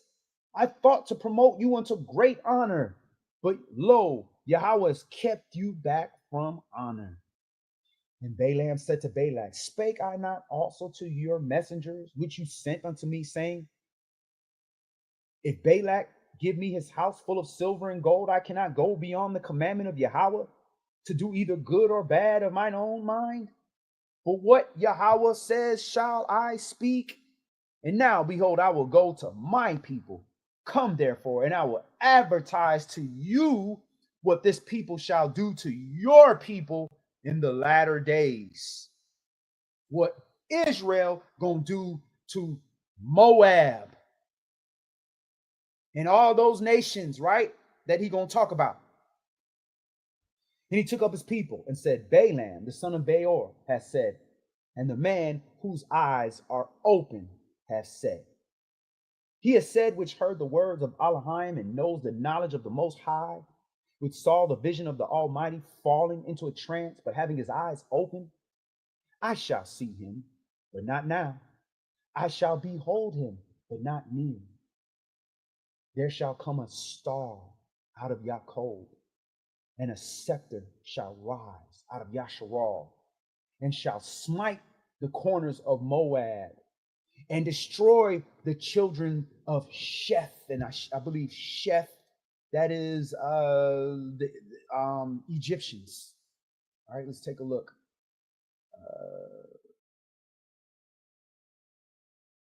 The third son of Adam. So the children of the earth. And Edom shall be a possession. Seir, which is the Edomites, also shall be a possession for his enemies. And Yasharal shall do valiantly. Out of Yaakov shall come he that shall have dominion, and shall destroy him that remaineth of the city. So again, our king is coming back, and he's going to destroy those that remain of the city. And when he looked on Amalek, he took up this parable and said, Amalek was the first of the nations, but his latter end shall be that he perish forever. This is the Edomites that came up against us. Excuse me, not the Edomites, the Canaanites who came up against us. And he looked on the Kenites and took up his parable and said, strong is your dwelling place, and you put your nest in a rock. Nevertheless, the Kenites shall be wasted. Unto Asher shall carry away you captive. So the Syrians going to carry away the Canaanites. And he took up his parable and said, alas, who shall live when Elohim does this? And ships shall come from the coast of Kittim. Kittim is Greece. Now we talking about these Grecian ships, the Europeans, and they gonna afflict Assyria and shall afflict Eber, the Eberites, the people of the land, and he also shall perish forever. Eber is the father of Hebrews. That's where we get Hebrew from, a bar. So this is going to afflict the Eberites. All right, now everybody that's an Eberite ain't necessarily the line of Abraham. Eber had other children, not just one child. And Balaam rose up and went and returned to his place. And Balak also went his way. So here we have it. We're seeing all these prophecies lining all these people up from Psalms 83. You got Canaanites, all those people in our land. You got the children of Sheth, which is like, that could literally be the rest of the humans. Then you got the Edomites of Mount Seir are enemies. You got Ishmaelites. You got Moabites, Ammonites, Babylonians, Amalek, Kenites. You got all these nations that took crafty counsel. And Yah is going to send ships from Greece, from Assyria, from all over the Middle East as well, to war and to afflict. So let's go to the conclusion. Let's hear the final matter. Let's go to Isaiah chapter 34. So how can we believe the words of these same nations that are going to be fighting with each other? Nation against nation. How are we going to believe them? Their whole goal is to mislead us. And out of self-preservation, they're going to turn on each other, not to help us. They're going to turn on each other. Now, a remnant from some of these nations will be here, except for the ones he said he's going to wipe out utterly. And they will help us. That's why it talks about Moab being a covert for us. When we are hiding in the wilderness, some of the Moabites will help us. All right, so for the conclusion, we're in Isaiah chapter 34 and verse 1. Come near, you nations, to hear and listen, you people. Let the earth hear, and all that's therein, the world and all things that come forth of it. For the indignation of Yahweh is upon all nations. It's upon all nations. Now, if we decide we want to join the rest of the nations instead of being set apart and not reconciled with the nations, then that indignation is coming to us. We are the nation, and we took the judgment and the curses. It's now time for the nations to receive their judgment. But if you yoke yourself to them instead of yoking yourself to Yah, and the nations yoke them that want to be of Yah, yoke themselves to you, you're going to get that indignation. For the indignation of Yahweh is upon all nations, and his fury upon all their armies. He has utterly destroyed them. He has delivered them to the slaughter. Their slain also shall be cast out, and their stink shall come up out of their carcasses, and the mountains shall be melted with their blood. And all the host of heaven shall be dissolved, and the heavens shall be rolled together as a scroll, and all their hosts shall fall down as the leaf falls off from the vine, and as a falling fig from the tree. So again, pay attention. All these things falling from the sky, right? They're talking about all these missile launches, right? Okay. The videos that we saw of all these so-called missile launches, right? We know some of them is missiles, but they thought it was missiles being launched here in Atlanta when the so-called meteorite or whatever asteroid was coming down, or asteroids or meteorites was falling in the sky. So we don't know. Pay attention. We don't know, but we're seeing all these things in the sky.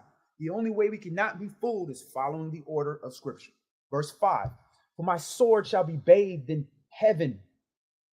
Behold, it shall come down upon Idumea, Edomites, and upon the people of my curse to judgment.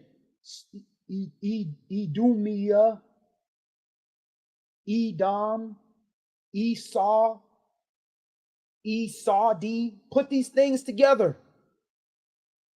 Verse 6. The sword of Yahweh is filled with blood. It is made fat with fatness, and with the blood of lambs and goats, with the fat of the kidneys of rams. For Yahweh has a sacrifice in Basra, and a great slaughter in the land of Idumea. So he letting you know where he touching down and where he gonna be. And the unicorn shall come down with them, and the bullocks with the bulls, and their land shall be soaked with blood, and their dust made fat with fatness. For it is the day of Yahweh's vengeance, and the year of recompense for the controversy of Zion.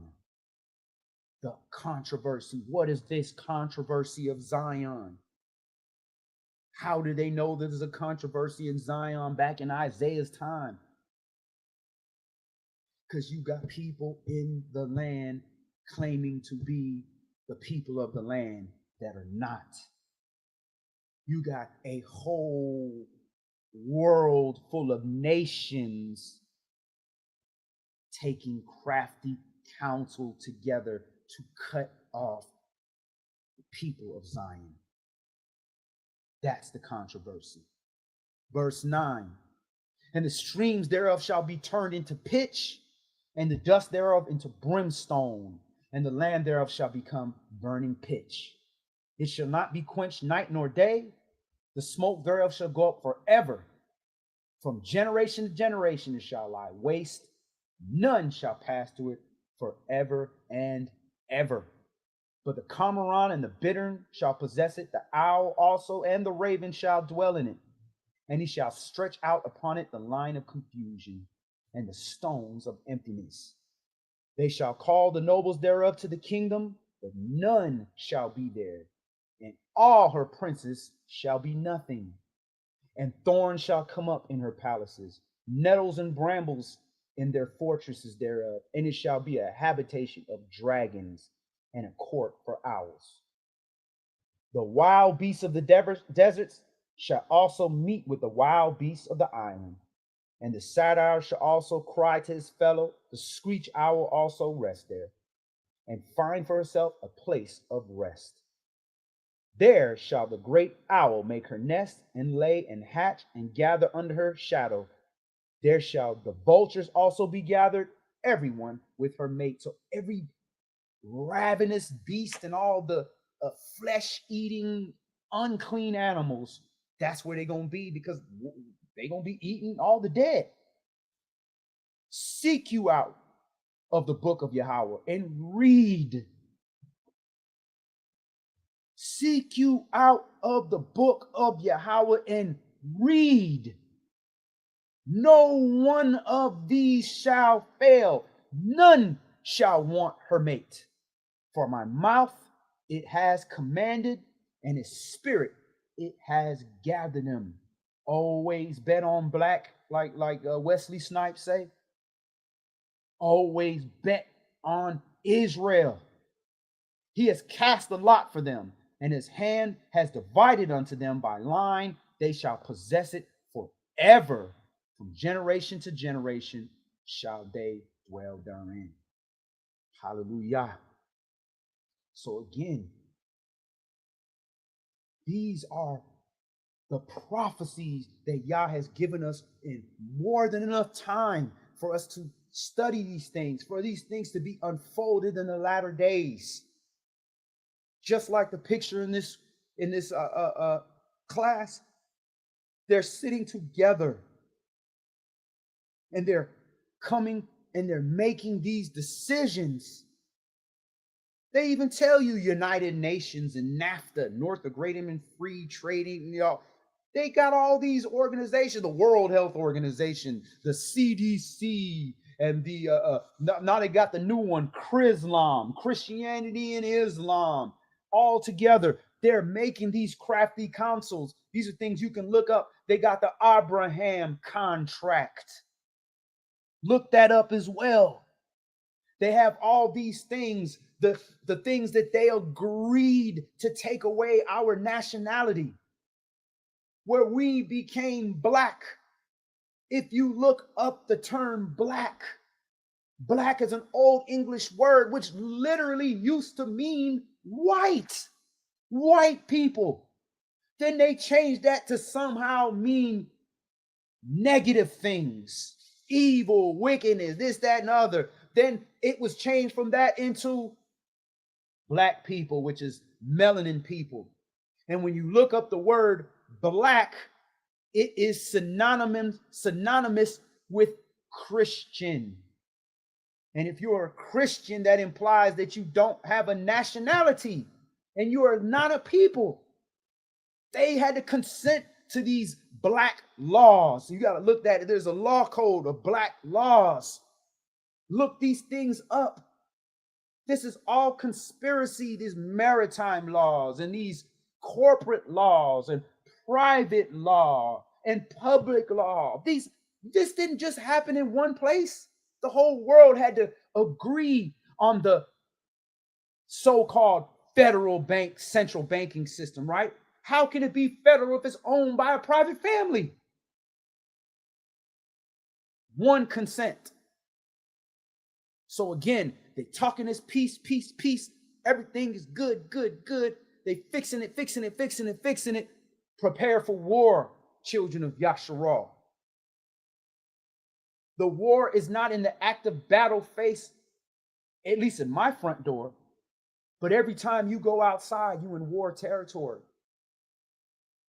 We have to start beginning to get our houses in order. If you haven't already, order your houses.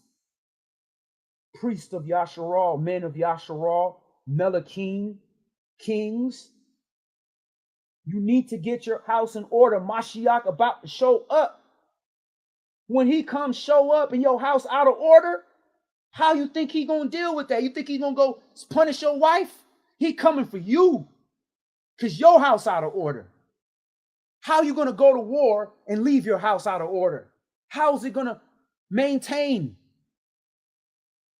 And getting your house in order means framing your house as what the house of the children of Yah is supposed to look like according to Yah's definition. It don't matter what America says, what your parents said, what society says, what social media says. What did the Father tell you? He said, husbands, dwell with your wives according to knowledge. Everybody ain't gonna like that. But every tongue is gonna confess and every knee is gonna bow. And husbands, you can't get your house in order if you ain't in order. If you're not following the rules of Yah, you're not giving her the example. We got to prepare our temples. We have to start fasting more, praying more. And the fasting is not only for prayer, but it's to get rid of these parasites. We got to detox. Get rid of these parasites.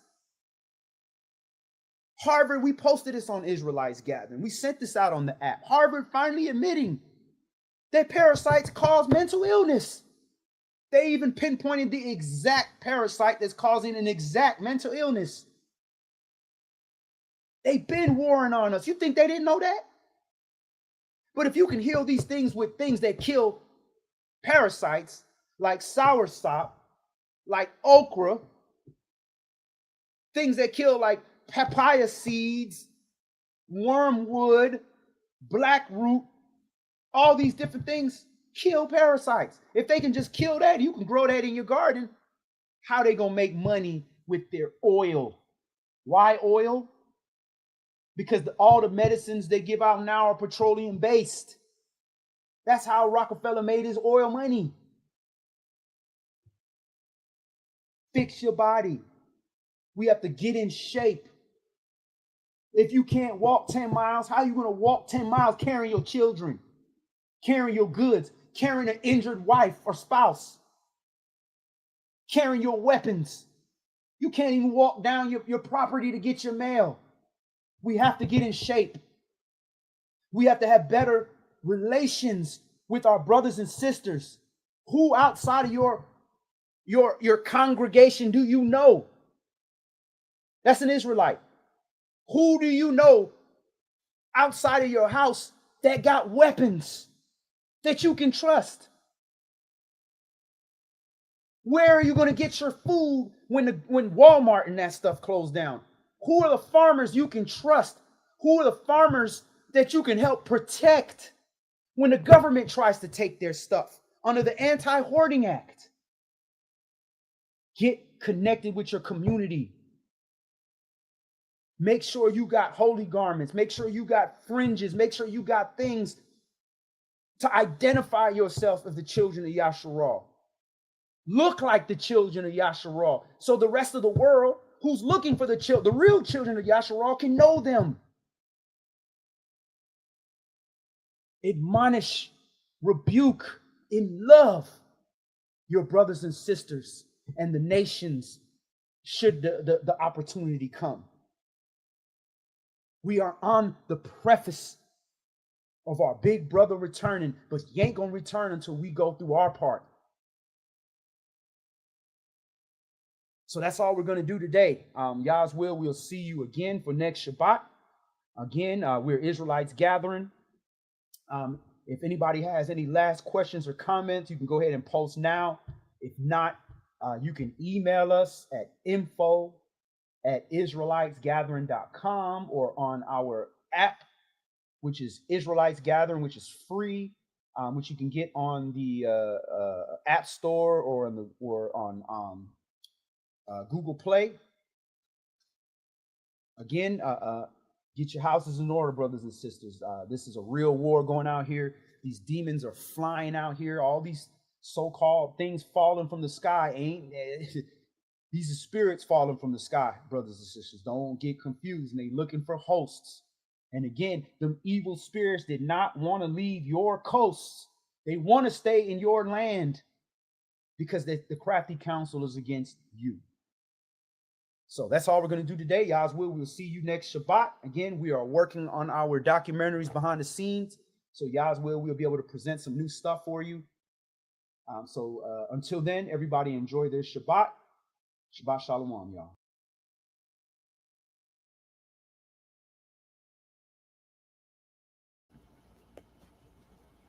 All right, y'all.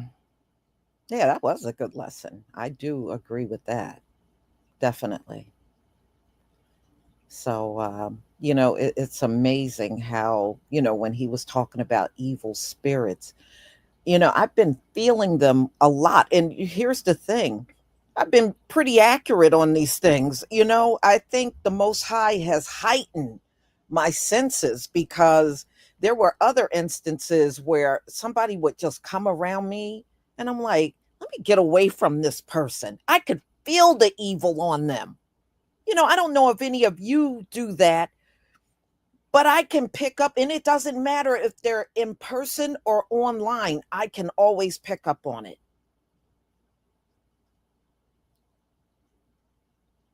You know, and it's just like when our people argue with us, telling us these Latinos are Issachar.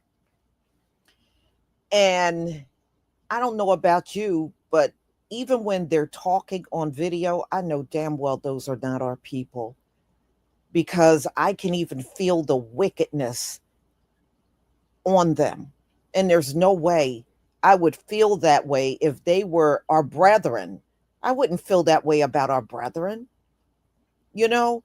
But if they are Gentiles, yes, I'm going to feel that way. And even the Mexicans, when I hear them trying to manipulate us on the video to try to get us out in the streets, I can feel the evil on them. And it would be the same thing we've gone through all the time. We go out there and help, and they would just, as soon as they get their way, they'll just discard us.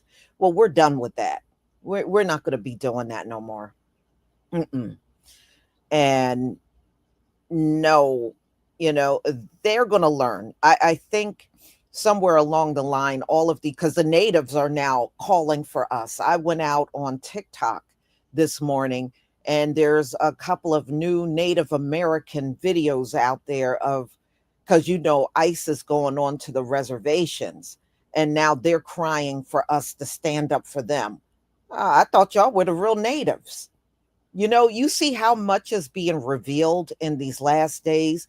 People that you thought were, I never thought um, South America was Issachar. I just never believed that. But you see how the Most High is revealing to us when people are not being genuine, you know? And those natives, they're Gentiles. And they have also hated us and enslaved us. And we have never had a bond with them ever, you know? And I always knew, I said, those are Gentiles. I don't care what they put on that chart. Those are Gentiles. You're not going to tell me people that are racist towards us are our brethren. You're not, that's one thing you ain't going to do. You ain't going to tell me that. Is a car on this planet? Yeah, because they're part of the 12 tribes, but I think you're mislabeling people. In fact, I don't think you should be labeling people at all. We're going to all find out in the end who is who. You ain't got to put nothing on no chart or anything. The Most High is going to reveal who is who at the end. But one thing I have noticed, and I said this yesterday, I noticed none of these groups are cleaving. None of them. The only reason why they're talking to us and addressing us is because they want something from us. That's not cleaving. Okay.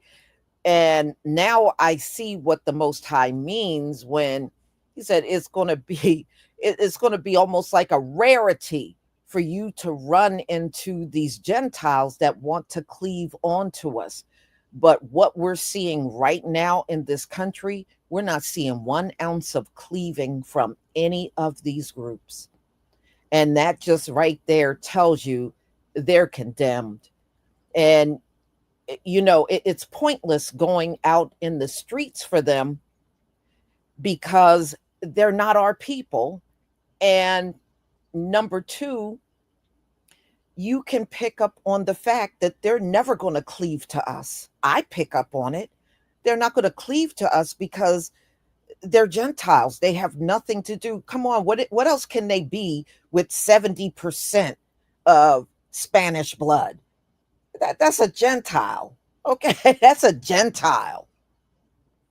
That's not our people. That's why they're not coming to us in a way that we would understand. There's a real connection there. I feel that connection. I'm not feeling nothing. I'm not feeling a thing. The only thing I'm seeing is their judgment. We are watching their judgment every day and they can't handle it. But we handled it for hundreds of years.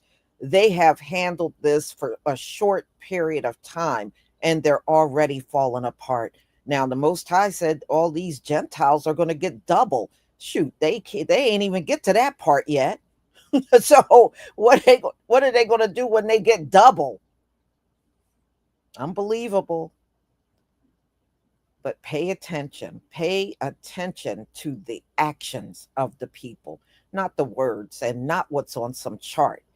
Pay attention and use some discernment of the actions and how these people are interacting with us. They are interacting with us like a bunch of demons. Like one instance, they're begging you to come out, and then you see new videos of them, so people from that same group being completely racist. We're seeing a combination of that. But one thing we're not seeing is cleaving. And as long as we don't see that, that's a group we all need to stay away from. So, y'all, I'm going to go ahead and conclude. Thank you for being here. And I can't wait for next week. I really like this time, and just learning, or even if it's not learning, it's refreshing on things that you might have read before. And there's nothing wrong with that. So, everybody, Shabbat Shalom.